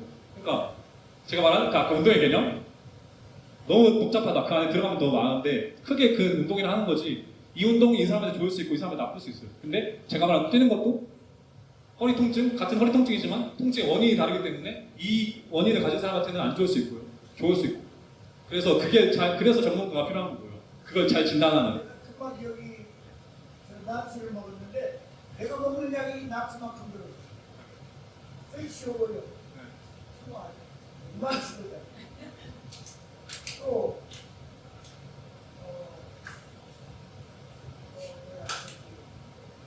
당뇨약 9알 이만이죠. 네 아이 거기다가 혈압약 콜레스테롤 한 11개가 12개 돼요. 그러니까 여기 낙스 하나 먹는데 아침 먹으려면 이와 금방 먹어도 배부르게 그러다가 이 사람들이 물어보면 대답을 안 해요. 난 콜레스테롤 안 높은 것도 알잖아. 안다. 내가 혈압 안 높은 것도 알잖아. 안다. 근데 왜 약을 주냐고. 안 먹어야 돼. 한 번도 내가 당뇨 있는 게 12년, 13년 됐거든. 한 번도 못 봐본 일이 없어. 한 번도. 근데 신문한 일이 하나도 없어. 왜 나는 베이비 아이스크림 못 먹게 빼버렸어. 먹지 말아요. 그 사람은 또 대답한다. 지금 잘 웃어. 또 하나는 비타민 D를 먹지 마. 아니 아시잖아요. 비타민 D는 남자에게 필요한 것이야. 비타민 D를 먹지 말아요. 그러면 난 비타민 D를 못 먹지. 그래서 여기 우유를 마시거든요. 그거는 또 말을 안 해. 우유 먹으면 그래. 근데 왜 너는 비타민 D를 먹는 나 비타민 D 그대로 계속 먹어. 그거 혼돈 관계가 있는 건데 뭘 먹을 수는 없잖아. 의사하고 그래야 돼. 구체적으로 얘기 안 해도 내가 데려가고 있어요. 근데 그 반면에 내가 다른 거를 먹어요. 또 뭘 줬냐면 이번에는 브로드티널과 이런 건 모르겠어요. 브로드티널과 굉장히 비싸냐고 핑크 컬러인데 이런 건 모르겠어요. 그런데 날 쓰는데 비타민 그 브로드티널가 왜 아스피린을 집어치고 왜 비타민 D를 빼고 그걸 좀 심장과 의사를 했어요. 저희 내용이 좀 많아가지고 질문은 일단, 네. 나중에 이제 적어놓으시고 이제 일단 네. 일단 이거 끝내고 일단 이거 네. 네. 근데 너무 좋은 질문 감사합니다. 근데 일단 이거 제가 계속 강조하잖아요. 이거 왜 중요하냐고. 이거 이해하셔야지 나중에 응용. 저는 그 강의 끝나는 게 아니라 여러분 삶에서 스스로 운동할 걸 만들 거예요. 근데 운동 스스로 설계하려면은 이거 아셔야 돼요. 이 개념을 알아야 잘할 수 있어요. 운동 아까 제가 말한 걷기가 운동이라고 했잖아요. 뭐 이런 거. 뭐 설거지가 운동이라고 했잖아요. 이런 걸 이해하셔야지 그걸 정립할 수 있어요. 그리고 네, 이 강의가 그냥 이래서 끝나는 게 아니라 스스로 잘 적용해야지 삶에서. 잠깐 뒤로 잠깐만. 네. 그래서 제가 말하는 거는 볼륨은 그냥 운동량이에요. 스텝이랑 예를 들어 내 체중 볼륨을 어떻게 계산하냐면은 그냥 수학으로 그냥 그러니까 로드랑 웨이트랑 그 스텝이 그러니까 예를 들어 제가 90kg예요. 80kg인데 내가 1000보를 걸었어. 그럼 80 곱하기 1000 하면 그게 운동량이 되는 거예요. 근데 인텐시티는 빠르거나 무겁거나 그게 강도가 높은 게 그 뜻이에요. 일단. 그래서 일단 넘어가고요. 그리고 SAI 이것도 프린시플 제가 지금 다 기초 그냥 제 그런 걸 말하는 게 아니라 과학만 얘기하고 있어요. 과학. 이걸 이 근거에서 해야 된다. 그리고 specific adaptation 그러니까 구체적인 적응이라 해서 우리가 뭘 좋아지려면은 구체적으로 잘 해야 돼요. 예를 들어 제가 쉽게 비유하자면은 짜장면을 제가 셰프예요. 짜장면을 잘 만들고 싶어. 그럼 짜장면을 연습을 많이 하잖아요. 짜장면을 잘하고 싶은데 같은 중식을 할 거예요. 근데 짜장면을 잘하고 싶은데 짬뽕을 하면 짜장면에 뭐 도움이 될 수 있겠죠. 근데 직접적인 영향은 아니잖아요. 그래서 뭘 좋아지려면 직접적으로 그걸 하셔야 돼요. 운동도 마찬가지. 그걸 좋아지려면 직접적으로 잘해야 된다. 그리고 내가 짜장면을 잘 만들고 싶다. 뭐 중국 중화 요리 관련 책을 읽으면 도움이 되긴 하겠죠. 근데 직접적으로 되진 않아요. 그래서 그것도 비슷한 원리인데 일단 최대한 이 원리를 쉽게 설명하려고 말씀드린 거예요. 그래서 어떤 거를 강화하고 어떤 걸 좋아지게 하려면 그거에 맞게 정확하게 하셔야 돼요. 일단 이거 이해하셔야 되고 좀 어려운 개념인데 그래서 제가 운동의 스펙트럼 계속 말하는데 운동이 우리 생각하는 거 너무 크고 무슨 말하는지 모르는 막 근육일 수도 있고 근데 운동은 진짜 이것도 크게 나눈 거예요. 이거 말고도 더 많은데 유산소 운동이 있을 수 있고요. 무산소 운동이 있을 수 있고 뭐 모빌리티, 그러니까 관절 가동성, 유연성 운동이 될 수 있고 균형 감각 운동이 될 수 있고 이제 젊은 사람들은 뭐 상관없겠지만 나이 들면 들수록 막 균형 감각 떨어지고 아니면 뭐 그 신경병증, 뉴로패티라 해서 여기 감각 떨어지면서 발에 감각 없는 사람이 있죠, 없잖아요. 그리고 항암 치료 받으면 여기 감각이 죽어서 못 느끼거든요. 그래서 넘어지거나. 그래서 그런 거가 있거나 아니면 선천적으로 균형 감각 갖고 계신 분이 있거나. 근데 이것도 균형 감각 운동을 하면은 좋아진대요. 그래서 이런 개념도 있고 또 부상 후에 재활이 있을 수 있고 이런 운동 중에 이런 뇌를 강화시키는 운동이 될 수도 있고 이런 어질리티는 민첩성 그리고 파워는 순발력 이런 것들. 그래서 근데 이걸 왜 알아야 되냐면 이걸 왜 말하냐면은 이걸 좋아지려면 이거에 맞게 운동을 하셔야 되는 거고 이거를 좋아지려면 이거에 맞는 운동을 하셔야 돼요. 만병통치약이 없어요. 운동에 한계가 그러니까 one size fits all이라고 하잖아요. 한계가 모든 걸 만들 수 없다는 거예요. 이게 좋아지려면 이걸 하셔야 되고 그래서 내가 지금 운동을 걷기도 좋은데 걷기만 저는 여러분의 운동 스펙트럼이 너무 많아서 100가지를 알고 있어요. 지식이 적재적소에 잘 썼으면 좋겠어요. 저는 운동 맨날 똑같이 하는 게 아니라 같이 하시면은 이거 할 때도 있어요. 심폐를 좋아지게 하는 운동 할 때 있어요. 유연성이 좋게 유연성 할 때가 있어요. 근력이 좋게 근력 할 때가 있어요. 지구력이 부족해 지구력 할 때가 있어요. 순발력이 좋게 순발력 할 때가. 그러니까 제가 말하는 운동 딱 말하면 운동 그냥 근육 아니야 이렇게 하는 게 아니라 이렇게 스펙트럼 이해가 있으면은 성경을 읽으면 성경 아까 64권인가요? 근데 이제 어떤 상황이 내 삶에서 이런 게 필요해. 그러면은 지혜가 필요해. 잠언을 읽고 뭐 어떤 게 필요해. 이러면 시편을 읽고 어떤 뭐 요한복음 적재적소 있잖아요. 운동도 또 마찬가지 비슷한 개념인 게 그래서 내가 심혈관과 함께 아까 그 장로님 말씀하셨다시피 그 걷기 뛰는 거는 심혈관이 좋을 수 있고요. 근데 얘네한테는 도움 안 돼요. 하이 인텐스. 그러니까 뛰는 거는 근력 운동이 안 돼요, 솔직히. 일단 그거 안 되는 건 왜 알려드릴 거고. 그래서 적재적소에 맞는 걸 해야 된다. 스페시픽한 구체적인. 그리고 제가 항상 말하는 게 퀄리티 오버 퀀티티. 그 퀄리티, 질이 개수보다 훨씬 중요하다. 어떤 사람이 막 그래요. 저 스쿼트 100개 했다 막 이래요.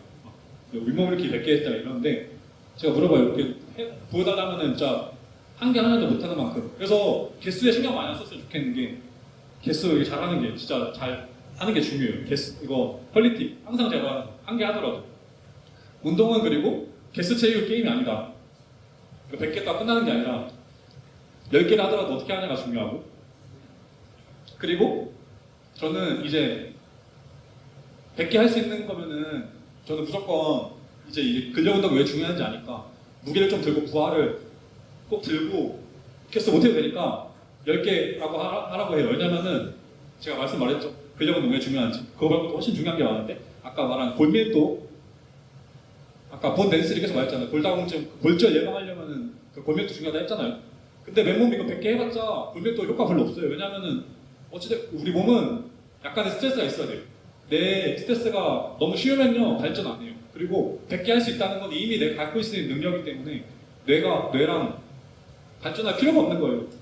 그러니까 약간 챌린징이 돼야 되고 이거 무게 들고 조금 하는 게 낫다. 무조건. 또 나중에 더 설명해 드릴게요.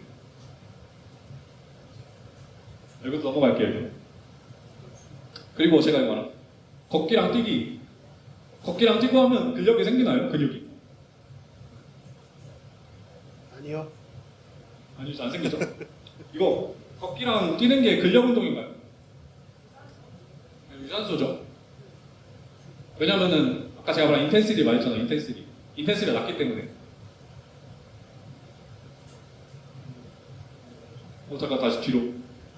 이거 등산하면 수영하면 걷기, 조깅 이런 거 하면 근육 생기나요? 근력 생기나요?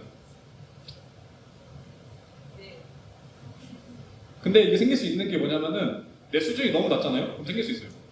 왜냐면은 그거 자체가 챌린지 되기 때문에.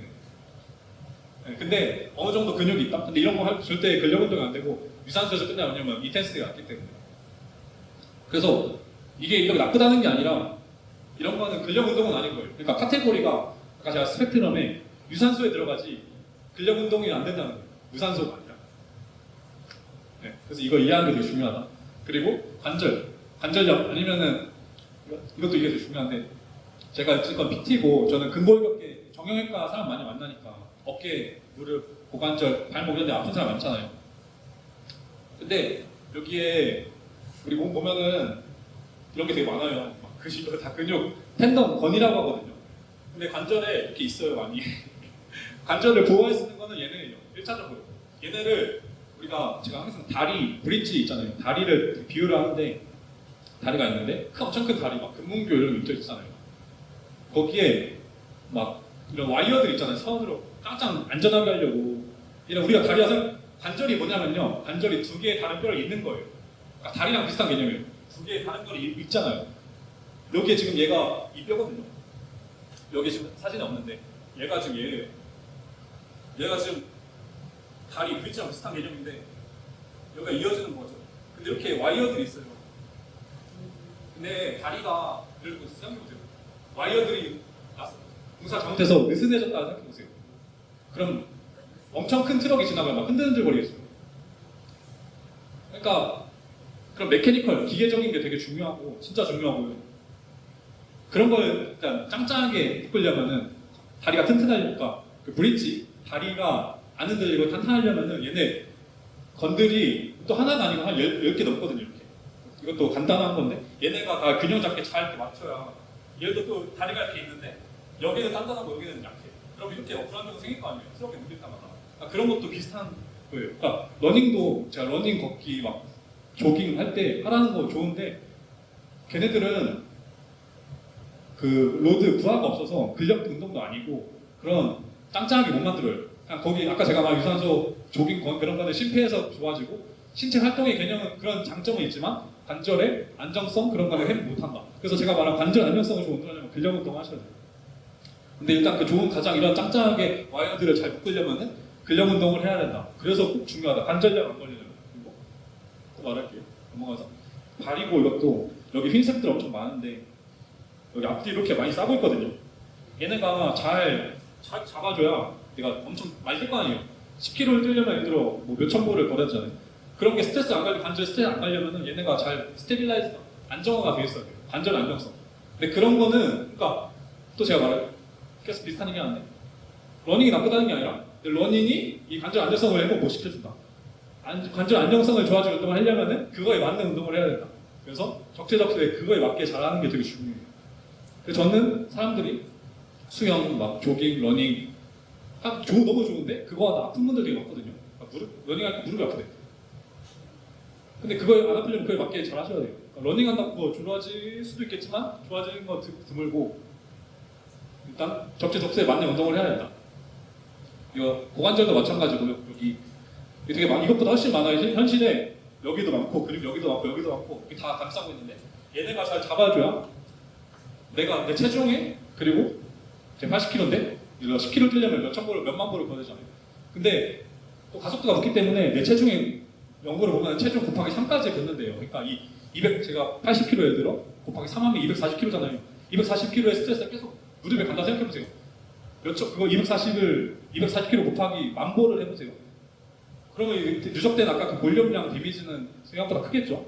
근데 또 그게 관절 안정성이 좋다. 얘네가 와이어가 짱짱이 잡아준다. 그러면 그게 좋은 스트레스로 보여요. 근데 이게 안 좋다, 막 흔들린다. 안에 보면. 근데 그런 염증 생기고 무릎 아프고 그런. 그래서 일단 근력 운동 되게 중요하고. 그리고 제가 아까 말한 거 요즘 막 여가 활동 관심 많은데 조깅, 걷기, 등산 너무 좋아요. 근데 이런 거는 다 일단 노 인텐 저강도 운동이고 좋은데 이걸로 근력이 안 돼요. 좋은데 심폐에 좀 더 개념이 있지. 그리고 이거 일단 걷기는 신체 활동에 의미가 있지 운동으로서의 개념은 거의 없어요. 운동으로서의 베네핏은. 왜냐면 강도가 너무 낮기 때문에. 그리고 러닝도 심장이나 혈액순환이나 좀 좋은 거지 근력 강화 안 되고 좀 그 지구력, 인듀런스가 하잖아요. 그 지구력엔 좋아요. 지구력. 근데 근력이랑 순발력 이런 건 도움 안 된다. 마라톤도 마찬가지 당연히. 수영도 마찬가지고. 근데 이런 거 할 때 사람들이 많이 아프대요. 관절이. 저는 이런 건 좋은데 제발 이런 거 하기 전에 근력 운동 꼭 하세요. 그래야지 관절에 무리가 안 가요. 이런 거 너무 좋은데 근력이 약하다? 그럼 이런 그 수영도 마찬가지. 수영이 물에 부하가 있어요. 근데 어깨 아픈 분들 되게 많단 말이에요. 이거 부하도 못 이기는 약하기 때문에. 네. 아니 그리고 저런 것에 대해서 근력 운동이 있다라고 했었을 때에 거기에 많은 근력 운동을 다 따로 해야 된다는 얘기네요. 러닝을 하기 위한 근력 운동, 그 말하죠. 맞아요. 이해 잘 하십니다. 수영을 위한 근력 운동. 네. 그럼 이거 무슨 말 하시는데? 그래서 많지는 않은데요. 지금 이게 간단하게 없어. 알기 쉽게 우리 근력 운동을 지금 가르쳐야 돼요. 저희들한테. 다음에 반응 좋으면 실기까지. 근데 다음 주에 다음 주는 통증. 다음에 만약에 잘 되면 실기까지. 그래서 근력 운동을 말씀해 주셔야 돼요. 그래서 제가 계속 강조하는 거 근력 운동 너무 중요해서 말씀드리는 거예요. 그리고 이런 걸 잘 하려 이런 거 건강에 좋은 건데 이런 걸 안 아프게 잘 하려면 근력을 꼭 하셔야 돼요. 그리고 이걸 해야지 더 재밌게 잘할 수 있어요. 더 속도도 빨라지고 안 다치고 관절도 안 아프고. 그리고 한 운동만 하는 게 아니라 제가 말했잖아요. 한 운동 중에 모든 게 좋아진 게 없다고. 그래서 이거 적재적소에 맞게 해야 되는데 그러니까 보강도 그러니까 병합하면은 여러 가지 같이 하면 좋은 거예요. 그래서 골고루 다 해서 균형 잡게 다 하면 좋은 건데 우리는 한 가지만 가르쳐. 네, 걷기 할 때 뛰기만 할 때 뛰기만 하고. 그래서 저는 그게 아쉬워서 여러분들이 많은 스펙트럼을 가지고 이런 걸 적재적소에 잘 활용해서 그러면 안 다치고 안 아프고 얼마나 더 재밌게 하고 좋은 게 많겠다. 근데 우리가 그 스펙트럼이 너무 작기 때문에 이게 단순히 이것만 운동인가? 그렇게 한 개만 하는 게 아쉬워서 저는 최대한 많이 소개시켜드리려고. 그리고 연골, 이것도 너무 할 말이 많아요. 연골 뭔지 아시나요? 관절과 관절 사이에 맞아요. 불러보세요. 맞아, 블럭 하는 거. 두가 흡수하는 연골, 이것도 미신 오해가 진짜 많은 게 이거 진짜 연골을 우리가 소모품처럼 생각하는 사람이 많아요. 그래서 많이 쓰면 닿는다 막 잘못 생각하거든요. 잘못된. 근데 이것도 반은 맞고 반은 틀린 말이 제가 아까 말했잖아요. 그 다리에서 와이어들이 있는데 짱짱하지 못해. 근데 나사들이 있어. 볼트가 있어요. 근데 짱짱 흔들리면 걔네가 닳잖아요. 그런 거랑 비슷한 것처럼 얘네가 좋게 짱짱하고 잘 돼 있으면은 얘네가 로드 스트레스가 가면요 관절 오히려 연골은요 로드가 생기고 충격이 가잖아요. 흡수가 되면서 관절 건강해져요. 윤활유가 나오면서 애기 돌면서 건강해지거든요. 근데 이제 불안정성이 생겨요. 와이어가 느슨해요. 얘네가 약해요. 근데 그러면은 관절이 닳아요. 그래서 충격이 좋을 수도 있고요. 내가 근력 운동이 잘 돼 있고, 그래서 제가 왜 근력 운동 강조하니까 근력 운동이 잘 돼 있고 관절이 안전하다 그러면은 러닝할 때 뛰는 스트레스가 있잖아요. 관절이 연골에 좋은 거예요. 근데 내가 아프고 불안정하고 약하다 할 때마다 여기 아프고 연골이 안 좋아요. 그럼 연골이 닳고요. 연골은 닳아서 없어져요. 소모품. 그래서 인공관절 수술하는 거예요. 연골이 없기 때문에. 그래서 이거 제가 또 말하면은 이거 토럴 힙 리플레이스먼트가 무릎 인공관절 수술이거든요. 토럴 힙이 고관절 인공관절 수술. 제가 이런 환자 진짜 많이 만나거든요. 근데 환자 누군지 아세요, 대부분? 환자 어떤 분이 오시냐면요. 우리가 연골처럼 소모품처럼 생각하면은 이 기준에 따르면은 많이 뛰는 사람이 무조건 다 이거 해야 돼요. 근데 잘 뛰고 이거 인공관절 수술 누가 하냐면요 다 사무직이에요. 사무직. 데스크탑. 축구 선수 뭐 그런 사람도 아니고. 아니. 그러니까 제가 혹시 다음 슬라이드 잠깐만. 다음 슬라이드 또. 다음 슬라이드. 뒤에 어디 있지? 또 다음. 그냥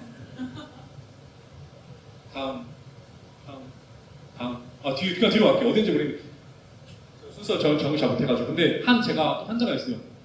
미국 네이비 그 해군에서 35년 근무한 사람이 있는데 아침마다 15km를 30년 한 거예요. 러닝을. 제가 엑스레이를 봤어요. 여기랑 여기.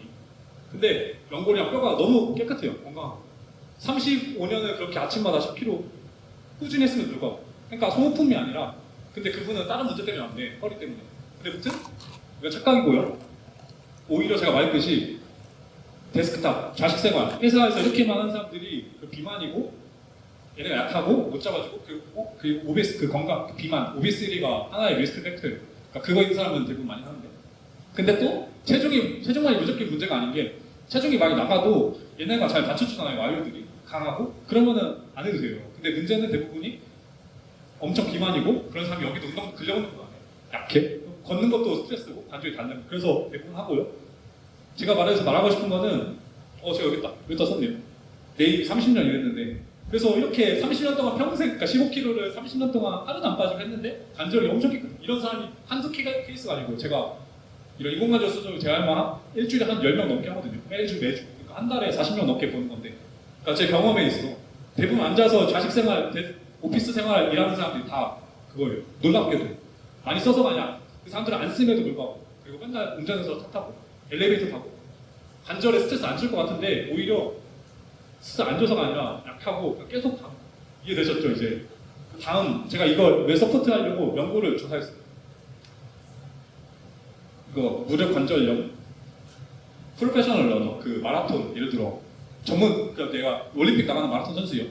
그 사람들은 13% 정도 그러니까 관절염 비율이 높았대요. 그러니까 그렇게 너무 상상할 수 없이 많이 하면은 관절에 무리가 가요. 너무 그 볼륨이 운동량이 너무 반복된 게 많기 때문에. 근데 또 있지. 또 제가 말한 거 세덴터리 앉아서 맨날 좌식 생활하는 사람들이 오히려 그 다음에 10% 높았어요. 이 사람들은 안 씀에도 불구하고 오히려 여기가 저희가 소모품처럼 개념 생각하면 여기가 싱싱해야 돼요. 안 쓰고도 안 썼기 때문에. 근데 이 사람들이 오히려 무릎 관절 연골이 안 좋아서 안 썼음에도 불구하고. 그러니까 우리 몸은 쓰면 쓸수록 강해지고요. 쓰면 쓸수록 회복한 능력이 있고 가장 좋았던 게 뭔지 아세요? 레크레이셔널 러너예요. 그러니까 레크레이셔널 취미로 이렇게 러닝하는 사람 있잖아요. 그 사람들은 관절이 없었어요. 그러니까 우리 몸은 적당한 부하의 스트레스 규칙적으로 주면은 얘네가 관절이 좋아져요. 그래서 이거 너무 재밌지 않나요? 우리가 적당한 스트레스 주기적으로 하면은 관절이 오히려 좋고 소모품이 아니다. 좋게 하면은 그래서 미국인들 다 보면은 다 데스크탑 오히려 막 택배 상하차 하시고 막 이런 피지컬 잡 하시는 분들이 오히려 이렇게 가끔 더 없어요. 오히려 컴퓨터만 하는 사람들이 더 문제가 많고. 그리고 이거는 우리가 나이가 들면서 에이징하면서 제가 아까 신체 요소가 되게 피지컬 컴포넌트라는데 되게 많은데 순발력, 근력, 막 지구력, 유연성, 심폐지구력 많은데 일단 나이가 들면서 다 떨어지는 게 당연하지만 신비지만 그러니까 인체 순리지만 가장 빨리 떨어지는 게 있대요. 그거는 파워, 순발력이 가장 먼저 떨어져요. 그리고 근력이 제일 많이 떨어지지? 네, 여기 디클라인 세팅하는 능력이 나이 들수록 순발력이 가장 많이 떨어져요. 근력이 가장 많이 떨어져요. 그 다음에 근지구력이 떨어지고 심폐가 떨어지고 유연성 떨어지고. 근데 그래서 제가 말하는 거 근력이 또 왜 중요하냐면요. 순발력이 어찌됐건 순발력이라는 거는 근력이 일단 밑바탕이 돼야 돼요. 노화를 놓치고 부상 안 당하고 잘하려면 건강하게 누리려면 일단 순발력을 잘 유지해야 되는데 근력이랑 걷기, 조깅 좋은데 그게 한계가 거기는 다 지구력 운동이라 했잖아요. 하면 좋아요. 좋은데 이미 우리가 쇠퇴가 늦게 되는 건데 그거를 할 필요 그것보다 우리가 쇠퇴가 지금 되고 있는 걸 예방해야겠죠. 그러니까 그래서 근력 운동 꼭 해주세요. 우리가 그리고 설거지 아니면 뭐 오래 서서 뭐 하는 거 가정 집안일 같은 게 다 인텐시티 되게 나은데 오래 하잖아요. 가정주부들 한국인들. 그래서 또 회사 예를 들어 내가 레스토랑에서 일해 요리하는 거 어떻게 보면 운동은 아니지만 그 지구력에 좀 가까운 거고 근력은 하나도 안 돼요. 왜냐면 인텐시티가 안 되니까 제가. 근데 어쨌든 그런 건 이미 좋은데 한국인 중에 제가 볼 때 다 열심히 사시고 지구력 낮은 사람 거의 못 봤어요. 다 너무 부지런하고 열심히 사니까. 근데 근력은 다 진짜 약하거든요. 그러니까 우리가 부족한 걸 잘해야 된다. 이미 좋은 걸 잘하는 게 아니라. 이것도 평발 되게 길어지는데 그래서 평발 평가는 넘어가죠. 이거 넘어갈 것 같은데 이것도 너무 길게 해야 돼서. 그리고 운동하면 다친다 미신 또 운동 못하면 당연히 다치죠. 이상하게 하면 그럼 저도 그렇게 할 거면 하지 말라고 해요. 안 하는 것보다 못하라. 근데 운동은 잘하면 너무 좋은 거고 오히려 좋아진다. 그리고 아플 때 있잖아요. 아플 때 운동하셔야 돼요. 가끔 그러잖아요. 그 의사들도 가끔 아프니까 운동하지 말라 하잖아요. 아프니까 쉬어. 사실 아프니까 운동하셔야 되고요. 근데 언제 하지 말아야 되냐면은 또 다음 주에 또 말할 거예요. 부상이 있고 아픈 이유 중에 급성이랑 만성이 있어요. 어큐트, 크로닉이 있는데 그럼 어큐트 급성할 때는 하시면 안 돼요. 어큐트 때는 막 붓고 염증 생기고 그때는 냅두고 근데 그게 보통 3일에서 10일 정도 가거든요. 근데 그 뒤에 2주 정도 지나가서 다친 이유에 그때는 무조건 하셔야 돼요. 무조건 해야지 회복이 더 잘 되고 혈액순환도 마찬가지고 제가 아까 말한 운동해야지 통증 완화 효과가 있단 말이에요. 그 통증 완화가 어디서 오냐? 그 호르몬, 엔도크라인 호르몬 내분비기에서 아까 말한 도파민 막 그런 좋은 세로토닌, 좋은 호르몬들이 나오면서 통증이 내려가고 또 블러드 서큘레이팅, 혈액순환 관련해서 무조건 좋아져요. 그러니까 2주 이상 이래도 아픈데 가만히 냅두는 게 가장 안 좋고요. 어깨가 아파? 그럼 다리라도 하셔야 돼요. 다리가 아파? 그럼 어깨 운동이라도 하셔야 돼요. 진짜 무조건 운동하셔야 돼요. 그리고 아파서 운동 못한다 이런 것도 김승윤 전자 여기 안 계시지만 예를 들면은 그 운동 저랑 같이 하시기 전에 막 무릎 아프다 그러셨어요. 근데 요즘 무릎 안 아프신 것 같아요. 운동 엄청 오래 하시고 뛰고 그러시면 10km 뛰고 막 그러신단 말이에요. 근데 그게 뭐냐 제가 이제 그 아프니까 운동하셔야 돼요. 사실 그 무릎 같은 거는 예를 들어 내가 부상이 있잖아. 교통사고 나거나 인대가 파열됐어. 그런 경우는 뭐 이제 저같이 뭐 전문적으로 만나서 재활하고 그래야 되겠지만 이런 우리가 부상이 없었어. 근데 저한테 계속 물어봤어요. 그 전에도 뭐 엑스레이 찍어야 MRI 찍어야 되냐. 제가 돈 낭비하지 말고 찍지 말라고 운동이나 하세요. 했단 말이에요. 그런 사람이 저한테 너무 많아서 또 제가 아픈 사람 많이 오기 때문에 이 사람이 찍어야 되는지 안 사람인지 알거든요. 얘가 엑스레이 찍어 아니면 시간 낭비다 돈 낭비다. 그래서 무조건 안 찍어도 되고. 근데 엑스레이 찍어도 돼요. 근데 찍어도 문제가 뭐냐? 찍어도 별로 다를 게 없어요. 일단 노멀이다 나오고 문제 없고요. 일단 뭐 해야 되냐면 또 찍어도 오케이 결과 알았어? 파열된 거 없네? 파열돼도 뭐 미세 부분 손상이네? 근데 그러면 또 운동해야 돼요. 결국 제가 말한 가야 될 길은 똑같다는 거예요.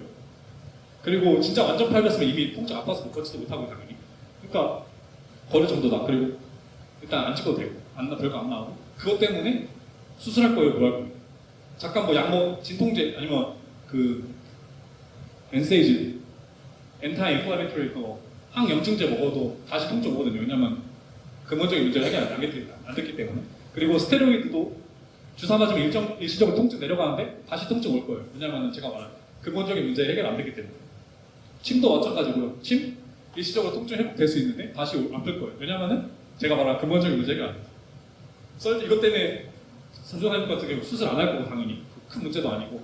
일단 결국 아팠던 거는 여기 제가 말한 와이어들이 약했어서 그래요. 얼마나 일상생활에서 앉아만 있고 자식생활하고 안 하니까 여기 자식 약해지거든요. 그래서 하니까 통증 없어지고 해야지. 아프니까 운동해야지 해야 되는 거예요. 사실 아프니까. 그리고 제 환자들이 아프니까 운동해서 물어보기도 하고 아프니까 너 아파서 온 거라 너가 안 아팠으면 안 왔겠지. 그리고 이거 이미 찍어도 일단 강화해야 된다. 무조건 운동해야 된다. 아프니까. 저희가 잘못 알고 있는 상식 말고. 이것도 넘어갈게요. 시간. 그리고 저는 이제 솔직히 다이어트에 관심 많이 없는데 사람들이 많이 물어보거든요. 살 어떻게 빼냐고. 그래서 저는 체중 조절보다 건강에 더 관심이 많은데 사람들이 물어보세요. 다이어트 어떻게 하냐고. 승인 전사님들 맨날 물어보죠. 근데 일단 저는 체중 조절 좋은데 다이어트 좋은데 건강하게 했으면 좋겠어요. 다들. 그리고 넘어갈게요. 그리고 이걸 길게 보셔야 돼요. 롱털. 제가 뒤에 가면은 여기 롱털 플랜 써놨잖아요. 인생 결국 운동도 평생 해야 되고 앞으로 건강하게 오래 살 건데 길게 보셔야지. 지금 단기적으로 내가 몇 kg 뺀다고 중요한 것도 아니고 그것 때문에 건강 잃지 말고 요현상 하지 말고 그 왜 안 좋은지 알려드릴게요. 또. 넘어가면 그리고 살 뺄 때 항상 물어보잖아요. 근력 운동 해야 되는지 유산소 운동 해야 되는지 무산소 해야 되는지. 근데 둘 다 일단 하면 좋은데 막 우리가 살 빼려면은 유산소 해야 된다 말하는데 그거 사실 되게 잘못된 게 많고요. 근력 운동 꼭 하셔야 돼요. 근력 운동 살 빼려면 이거는 설명할 수 있는데 잠깐 빨리 할게. 그러면은 이게 에너지 시스템인데 우리 몸에 ATP라는 게 있어요. 우리가 움직이려면 ATP를 써야 돼요. 근데 여기 이게 가장 빨간색이 가장 강한 거고 그래서 유산소 스프린트나 50m, 10m 전력 질주할 때 얘네가 글루코스가 혈당, AT가 팍 쓰여요. 그리고 점점 강도가 낮아지죠. 우리가 전속력으로 10초 이상 못 뛰죠. 아무리 운동을 많이 해도 그러니까 점점 퍼포먼스 내려가면서 글루코스가 다 쓰이면서 그러니까 탄수화물로 쓰이는 내가 ATP가 많이 쓰이면서 점점 훅 떨어져요. 그리고 이게 2분 정도 간대요. 2분 이상 가면은 우리가 확 힘들어져요. 퍼포먼스 내려가요. 그러니까 장거리로 바뀌는 거, 중장거리로 바뀌는 거예요. 그리고 인텐시티도 곧 하이 인텐시티에서 미드에서 로우 인텐시티로 가는 거 이때부터. 근데 얘네는 글루코스가 많이 쓰이고 이 주황 색깔 얘네는 에어로빅 시스템이라 해서 유산소 운동인데 그래서 2분 이상 넘어가니까 막 유산소 운동하는 게 저강도고 오래 지속돼서 유산소 운동해야 되는 거예요. 그래서 얘네는 2분 이상 넘어가고 2시간까지 할 수 있다 말하는데 그래서 사람들이 왜 유산소 운동이야 살 빠진다 말했던 게 이 논리 때문에 한 건데 왜냐면은 오래 가면 갈수록 탄수화물이 바닥되고 지방이 연소가 되면서 살이 빠진다 하는데 사실 이걸로 하려면 택도 없고 해도 좋은 뭐 지방이 좀 빠지긴 하겠죠. 근데 이걸로는 게임이 안 되고요. 다이어트 할 때 제가 그거 왜 안 좋은지는 나중에 알려드릴게요. 또. 다음 슬라이드에서 이따가 이것도 넘어가고 그래서 이거는 또 어려운데 근데 이거 아셔야 돼요. 아셔야지 다이어트를 현명하게 시작해요. 제가 이거 전사님한테 많이 얘기했던 건데 EPOC라고 있어요. Excess Post Exercise Oxygen. 그래서 운동하면은 운동할 때만 그 효과가 있는 게 아니라 운동 끝나고 집 가잖아요. 잘 때도 효과가 있어요. 그게 무슨 뜻이냐면은 운동할 때 산소를 엄청 많이 써, 에너지 많이 쓰잖아요. 회복이 돼야잖아요. 산소가 많이 와야 돼요. 그래서 내가 그냥 지금 더 자는 거랑 내가 이렇게 운동을 격하게 한두 시간 했어. 집 가서 자는 거랑 내 몸에 산소 하는 게 달라요. 몸 쓰이는 게. 그래서 이거 하면은 좋았던 게 그래서 뭐냐? 살 뺄 때 이게 좋은 거 뭐냐? EPOC는 한글말로 번역하면은 운동 후 산소 섭취량, 산소 소비량이에요. 근데 저강도 때는 안 나타나요. 걷기랑 조깅할 때 안 나타나요. 약간 중고강도 이상이 나타나고 그래서 이 연구에서 말하기를 지금 48시간까지 지속된대요. 그러니까 나는 고강도도 했잖아요. 지금 내가 운동한 이 30분만 다이어트가 되는 게 아니라 지금 오늘 주일이니까 일요일이죠. 내가 지금 운동 격하게 했으면 화요일까지 다이어트가 계속 있는 거예요. 내가 가만히 있는 것보다 내 두 가지 몸이 있으면 가만히 있어도 에너지 꽤 더 쓰면서 계속 칼로리가 섭취되고 그래서 그 애프터 이펙트가 있는 거예요. 여기 애프터 이펙트. 그래서 근데 이걸 봤더니 이게 다이어트에 훨씬 효과적이었더라. 그 저강도를 마라톤을 천천히 조깅을 계속 오래 하는 것보다 저강도를 좀 하면서 해야지 다이어트에 훨씬 효과적이었다. 이런 연구가 되게 많아요. 다음 넘어가고.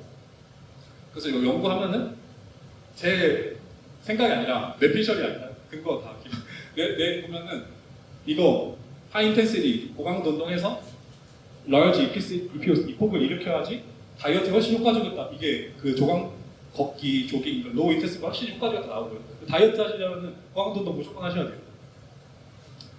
그리고 이게 지방 효과에 훨씬 효과적이었다. 그래서 근력 운동이랑 고강도 운동 하셔야 되고. 그리고 이것도 빨리 할게요. 저는 탄수화물 사람들이 굶으면서 하는 거 너무 다이어트를 싫어해서 탄수화물 요즘 막 죄인 취급하잖아요. 그리고 막 당뇨 때문에 더 그렇고. 그러니까 당뇨의 기전을 보면은 혈당이 올라가서 그게 안 좋은 건 맞지만 어떤 탄수화물 먹는 거에 따라 다른 거예요. 좋은 탄수화물 먹으면 아무 문제 없어요. 탄수화물 먹어야 돼요. 근데 우리는 요즘 다이어트 보면은 탄수화물 없이 다이어트하고 탄수화물을 죄악시 그게 3대 영양소 하잖아요. 탄수화물 꼭 먹어야 되고 좋은 건데 사람들이 잘못 아까 제가 말한 본질은 캐치 안 하고 이상하게 회복하려는 탄수화물은 좋은 건데 다른 게 너의 문제, 다른 문제 때문에 안 좋은 거지. 탄수화물은 죄가 없다. 꼭 말하고 싶고. 그리고 우리 뇌가 제일 중요하잖아요, 인체에서.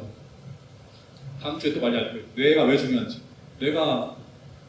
근데 뇌가 건강하려면 탄수화물 잘 드셔야 돼요. 일단 탄수화물은 죄인이야. 탄수화물 뭐라 하지 말자. 넘어가고 또.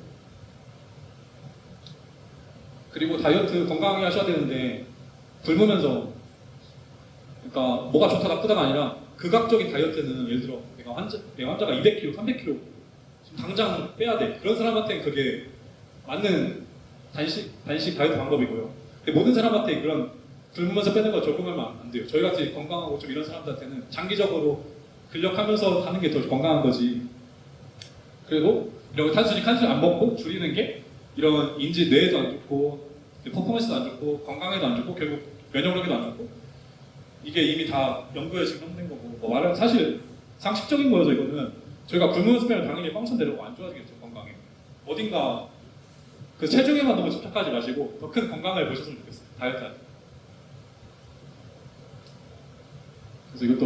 그래서 뇌는 우리 탄수화물이 너무 중요하다 뇌 건강에. 그래서 이거 좀 아셔야 되는데 좋은 다이어트 하시려면요 에너지 밸런스 되게 중요하고 이게 뭔지 나중에 알려드릴게요. 에너지 밸런스. 그리고 덴시티, 뉴트리션 좋은 게 있냐 중요하고 그리고 이게 개인화에 돼야 돼요. 모든 막 소식하라고 뭐 하는데 그러니까 소식이 누구한테 좋을 수 있고요.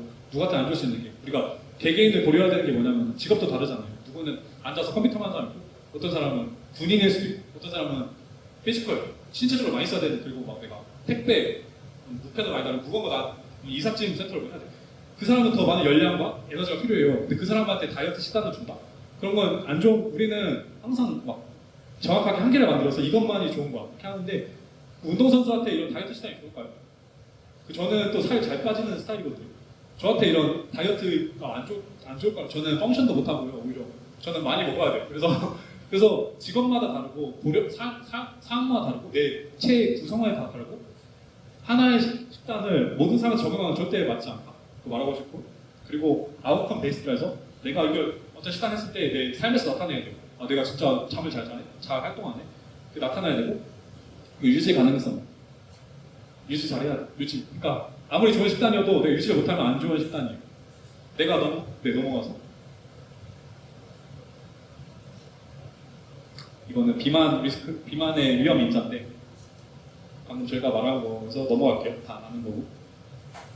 그래서 이거 잠깐 말하고 싶은 게 저희가 초등학교 때 이런 거 많이 했잖아요. 방학 계획표. 너무 아이디어라고 꼭 이루고 싶고 7시에 일어나서 책 읽고 밥 먹고 건강한 운동하고 피아노 치고 수학 공부하고 영어 공부하고 근데 이거 하루라도 지킨 적 있나요? 그러니까 좋은데 제가 말하고 싶은 건 이거예요. 식단도 인터넷 유튜브 좋고 구글도 좋고 네이버 쳐도 좋은 식단 딱 나오잖아요. 바로 아이디어라는 게. 근데 그걸 지킬 수 있냐는 거죠. 제가 말하고 싶은 거. 그걸 지키지 못할 거면은 이것도 좋은데 우리가 지키지 못할 거면은 현실적이지 못하고 지속적이지 못하니까. 그래서 좋은 식단은 좋은데도 일단 지속 가능해야 된다. 말하고 싶은. 이거는 살 어떻게 빼는지 그 개념이에요. 이게 인체 가장 기본 생리학인데 영양학 책 보면 첫 장에 나오는 게 항상 이거거든요. 에너지 밸런스가 해서 내가 영양이 섭취랑 항상 소모의 싸움이에요. 내가 소모보다 섭취가 더 많으면 살이 찌고요. 섭취보다 소모가 많으면 살이 빠져요. 그래서 파스리브는 소모보다 섭취가 많았던 거고. 네, 이거 다 아시겠죠? 소모가 섭취가 많으면 살이 빠지고. 근데 내가 살이 찌고 있다? 어찌됐건 뭐 다양한 사실 인자가 있는데 스트레스도 그렇고. 근데 유전도 그렇고. 근데 일단 이게 가장 기본적인 거예요. 살 빼려면 그래서 일단 섭취보다 소모가 많아야 돼요. 넘어가고. 근데 이것도 제가 근력 운동 또 왜 중요한지 말해줘요. 왜 중요하냐면 이거 보세요. 아까 제가 살 빼려면 얘네 둘의 싸움을 했잖아요. 소모와 섭취. 섭취 이 정도 먹어. 근데 우리가 소모를 어떻게 하냐면요. 인체가 100%를 가정했을 때 60%가 기초대사량에서 소모가 된대요. 그러니까 아무것도 안 해도 제가 그냥 계속 소모가 나가는 거예요. 그러니까 이게 60%예요. 이거는 다음에 30%는 신체 활동, 내가 운동했을 때. 이거는 내가 음식하고 소화시켰을 때. 근데 결국 어찌됐건 이거 비율로 보면은 얘네가 높아야 살이 빠지는 거고 계속 벌링하면서 에너지를 태우고 살이 빠지는 건데 얘를 높이려면 근육이 있어야 돼. 근육량. 그래서 얘가 운동 아무리 해도 이걸로 높여봤자 100분위 1로 따지면은 운동을 내가 1시간, 2시간 해도 별로 안 돼요. 그래서 얘를 결국 높이면은 살 빠지는 건 되게 쉬워지는 거예요. 그래서 근력 운동 꼭 해야 되고.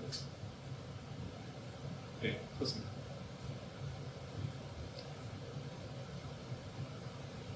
그리고 영양에서 이제 영양 그 밀도라고 하는데 영양 밀도가 되게 풍부한 음식이 있고 안 좋은 음식이 있어요. 뉴트리언스 덴스 푸드 엄청 풍부한 음식은 막 이런 생선, 막 파이버 많은 것도 그리고 이런 거는 칼로리 되게 높은데 영양적 요소가 하나도 없는 거죠. 막 설탕, 그 탄산음료 그리고 막 지방 네, 넘어가서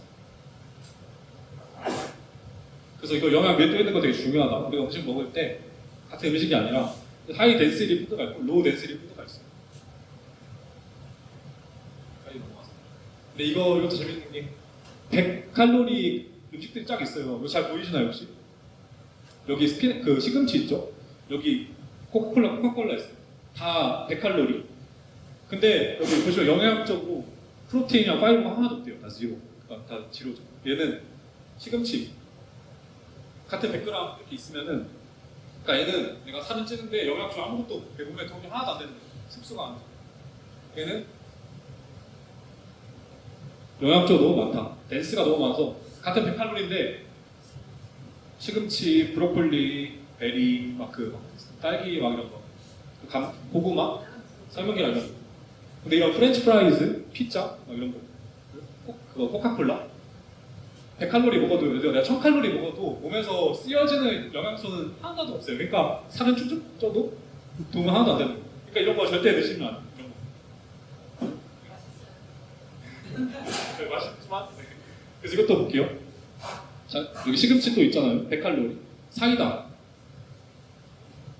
100칼로리인데 영양소가 하나도 없죠. 단백질 0.1, 식이섬유, 막 아이언, 막 B2, 비타민, 이런 거 저희가 필요한 거 영양소가 하나도 없다는 거예요. 그러니까 그런 거는 일단 먹으면 안 되는 거고. 그래서 근데 이런 것도 보시면은 하이 칼로리 덴시티가 로우 칼로리 덴시티가 있는데 여기는 다 저희가 좋아하는 막 다이어트에 관한 건데 항상 이게 좋다는 건 아니에요. 이런 거 먹어도 돼요. 그래서 운동선수나 아까 제가 말한 막 신체 활동이 많은 사람들 직업에서 택배하시거나 막 군인 운동 많이 하고 막 신체 활동이 많아? 그럼 이런 거 드셔도 돼요. 떡 이런 거 먹어도 되고 빵 먹어도 되고 당뇨 환자도 탄수화물은 좋은데 그 GI 지수에서 제가 말한 좋은 탄수화물 드셔야 돼요. 떡은 안 좋죠. 그러니까 이게 항상 나쁘다는 게 아니라 그러니까 이게 저는 이건 좋은 음식이 나쁜 음식 이렇게 가르지 마시고요. 근데 이게 나한테는 안 좋으니까 당뇨한테는 안 좋고요. 근데 제가 말하고 싶은 거는 어떤 사람한테 좋을 수 있고 이 음식이 어떤 사람한테 괜찮아서 안 좋을 수 있고 그래서 이런 개인적으로 봐야 되지. 전체적으로 보면 이게 네. 근데 아까 말씀드린 박사님 그 몸이 빠진다. 내가 적게 먹으면 안 돼요. 그러니까 많이 먹으면 다른 게 없다. 근데 그 아까 제가 영양을 좀 더 공부하셔야 되는데 이제 당이 확 올라가는 음식이 아니라 많이 드셔도 되는데 단백질이랑 좀 더 지방기 있는 거 드셔도 돼요. 그러니까 탄수화물은 당이 확 올라가 버리니까 그 탄수화물도 거기서 또 당을 천천히 올리는 음식이 있고요. 당을 확 올려버리는 음식, 막 아이스크림 막 이런 거. 아니 절대 안 네, 그러니까 아이스크림 안 먹고 네, 그런 거는 진짜 최악이고. 근데 탄수화물도 천천히 올리는 게 있고 그런 거 드셔도 되고 양을 잘 해서. 근데 또 단백질이나 그런 거는 당을 확 올리지 않기 때문에 또 그런 거 드셔도 돼요. 단백질. 왜냐면은 그런 것까지 안 드셔버리면은 너무 말라져 버리고 체중이 빠지니까. 그래 나 체중이 빠지니까 적게 먹어서 네, 그러니까요. 아니거든. 네, 그래서 이런 거를 국수 두 그릇 먹어. 경료한테 오케이. 아, 근데 괜찮아요. 운동하고 또 하면 괜찮아요. 아니 지금 가서 운동해야지 빨리 끝나지. 이제 거의 다 끝났어 이제. 해야지.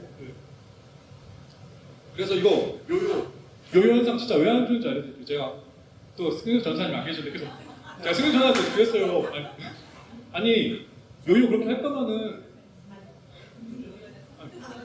요요 현상 맨날 할 거면 다이어트 왜 하냐고. 그리고 아니 그 일시적으로 뺄 거면은 다이어트 왜 하냐고. 그리고 그게 건강에 진짜 안 좋은데 왜 안 좋은지 알려드릴게요. 왜 안 좋은지. 요요하면 진짜 안 좋거든요. 그 왜 안 좋냐면은 이미 되게 작은데 영국에서 보면은 그 요요가 반복되잖아요. 반복되면 될수록 살 빼기가 더 어려워져요. 그러니까 이번에 살 빼는 게 더 100% 노력이 들어. 다음에 뺄 때 120% 노력이 들고, 다음에 150, 200. 점점 안 좋아지고, 그리고 그 살 빠지는 게 지방이 빼시 빠지는 게 아니라 그 수분이 그냥 왔다 갔다 하는 거예요. 그냥 수분, 물에 수분기가 날라가 없어지고. 그래서 그것도 의미 없는 거 그냥 숫자 누름일 뿐이고. 그러니까 숫자 체중계에서 내가 80kg네, 75kg. 내 몸의 체중은 사실 성분은 변한 게 없다. 난 물을 잠깐 뺐다. 그래서 진짜 그렇게 하지 말고 저는 안 좋다고 나와요. 여기 이거는 사실 뭐 증명할 게 없는 게 건강에 진짜 안 좋기 때문에. 그래서 또 다이어트도 예를 들어 아까 제가 말한 환자가 다르잖아요.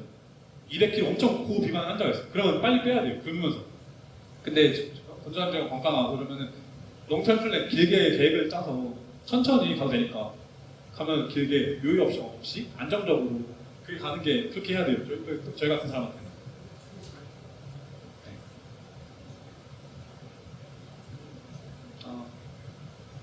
이거는 잠깐 또 제가 좋아하는 말인데 그래서 이소룡이 한 건데 그 쉬운 인생을 위해 기도하지 말래요. 그리고 그 어려운 인생이 와도 그걸 견딜 만한 걸 기도하라고. 그러니까 견딜 힘을, 그러니까 인체가 적당한 스트레스가 와야지 건강해지더라고요. 그러니까 우리가 쉬운 삶, 편안한 삶만 살는 게 기도하는 게 아니에요. 우리가 하나님한테 기도하는 것도 있죠. 고난이 없게 기도해서 이게 아니라 고난이 와도 그걸 이길 수 있지. 그런 것처럼 인체도 우리가 쉬운 챌린지랑 부하, 스트레스 이런 게 없잖아요. 근력, 그러니까 부하가 없으면 운동을 안 하면은 성장이 안 하고 건강한 게 아니에요. 그러니까 적당한 스트레스는 너무 좋은 거고 적당한 스트레스가 있어 건강한 거예요. 신체적으로 봤을 때.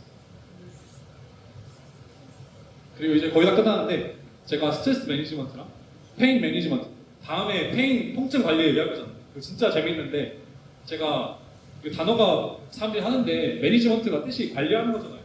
우리가 가장 좋은 거는 통증이 없는 거겠죠, 인생에서. 근데 그 살다 보면 통증이 있을 수밖에 없단 말이에요, 어딘가.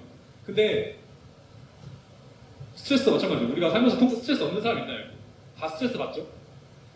직장, 학교, 뭐 가정, 뭐 어디서든. 근데 스트레스 받을 수밖에 없어요. 근데 받은 건 우리가 바꿀 수 없는 건데 어떻게 대처하는 건 우리가 컨트롤하는 영역이기 때문에 통증도 마찬가지예요. 통증 가장 좋은 건 안 다치고 통증 없는 건데 통증 있을 수 있어요. 통증 모두가 있어요. 나도 전혀 통증 어디 있어? 각자 몸에 통증 있을 수 있는데 통증을 어떻게 받아들이고 어떻게 우리가 대처하는지는 우리가 조절할 수 있는 거예요. 그래서 그걸 제가 어떻게 조절해야 되는지 이걸 알면 어떻게 바뀌는지 알려드릴게요. 두 명의 케이스가 있는데 같은 부상이 있고 같은 케이스가 있어요. 똑같이 다쳤어요. 근데 이 코핑 스트레스, 대처 능력이 있는 사람이랑 통증을 어떻게 바라보는 이렇게 바라보는 사람이랑 되게 어둡고 안 좋게 바라보는 사람이랑 완전 천지 차이가 돼요. 그래서 이걸 어떻게 바라보는지 다음 주에 알려드릴 거고 모두가 스트레스 받고 모두가 통증을 받지만 이걸 대처하는 방법과 바라보는 방법은 다르다. 어떻게 방법에 따라 완전 달라지고 통증도 마찬가지. 그래서 이건 또 제가 좋아하는 말인데, 건강은 병원에 있지 않고 운동장과 주방에 있습니다. 이거는 운동 많이 하라는 뜻이고, 이거는 음식 좋은 거 먹으라는 뜻이고요. 정답은 약이 아니라 생활 습관입니다. 그리고 라이프스타일 바꾸고 잠 좋게 자자고. 그리고 이거 제가 진짜 하고 싶은 말인데, 의사 믿지 마세요. 헬스케어 아니 진짜로 병원 믿지 마세요. 진짜로 특히 미국에서 한국에서는 제가 봐도 좀 더 한국이 좀 더 양심 있는 사람 많은 것 같아요. 여기는 진짜 또 말듯이 미국은 막 뭐지? 그 자기 때문에 돈을 위해서 하지. 그러니까 진짜 환자 위한 의사도 많지만 다 그런 것 같진 않아요. 제가 볼 때 동료들도 그렇고. 그러니까 그런 사람도 있지만 좋은 사람도 많아요. 근데 적당히 하고 끝나요. 적당히 하고. 그래서 아까 말한 것도 안전하게만 하고 끝나고 막 가끔 푸시할 때도 있는데 푸시도 안 하고. 왜냐면은 막 소송이랑 안전 문제가 있기 때문에. 그래서 여러분 스스로가 의사가 되셔야 됩니다. 각자가 자기 몸을 제일 잘 알고 내 몸의 평생 주인이었고 계속 공부하려고 하고. 네, 이거 헬스케어 현대 이거 제가 말하는 게 아니라 아까 제가 말한 리서치도 있잖아요. WHO 거기서 아까 제가 첫 장에 많이 뜨였잖아요. 액티브하게 자기가 스스로 능동적으로 내 몸을 관리한다. 그게 가장 좋은 헬스케어 그게 가장 좋은 메디슨이에요. 그래서 헬스케어 의존한 사람을 알고 보니까 아웃컴이 안 좋았어요. 내가 관리 안 하고 계속 의사 찾아다니고 뭐 누구 찾아다니고 그런 사람은 오히려 안 좋았다는 거고. 여러분 스스로가 돼야지 건강할 수 있다는 거고요. 그리고 이것도 제가 좋은 게 저는 프로페션이라고 하잖아요. 그러니까 의사, 뭐 한의사, 뭐 카이로프랙틱, 뭐 저 PT, 약사, 뭐 간호사 이거는 하나의 직업이지 그 사람의 진짜 퀄리티가 너무 다르다고 생각해요. 100명의 의사가 있잖아요. 좋은 의사도 있고 이상한 의사도 있고 좋은 PT가 있고 안 좋은 PT도 있고 좋은 한의사도 있고 안 좋은 한의사도 있고 음식도 셰프 제가 음식 많이 비교하는데 셰프 있잖아요. 중식이 있어. 중식에 요리사가 100명 있잖아요. 맛이 천지 차이잖아요. 어떤 중식집 가면 진짜 맛있어요. 어떤 중식집 가면 진짜 막 맛없어. 근데 그런 것처럼 의사도 똑같다 생각해요. 의사도 뭐 각 라이센스가 면허가 있기 때문에 기본 베이스라인이 있지만 최소한의 건 있지만 사람마다 너무 달라서 좋은 사람 찾아야 되고 이 직업 직종을 보지 마시고요. 의사가 아니라 이게 아니라 그 사람을 보시는 게 추천드리고 네, 그 사람마다 너무 클래스가 다르다. 넘어가서 네, 끝났습니다 이제.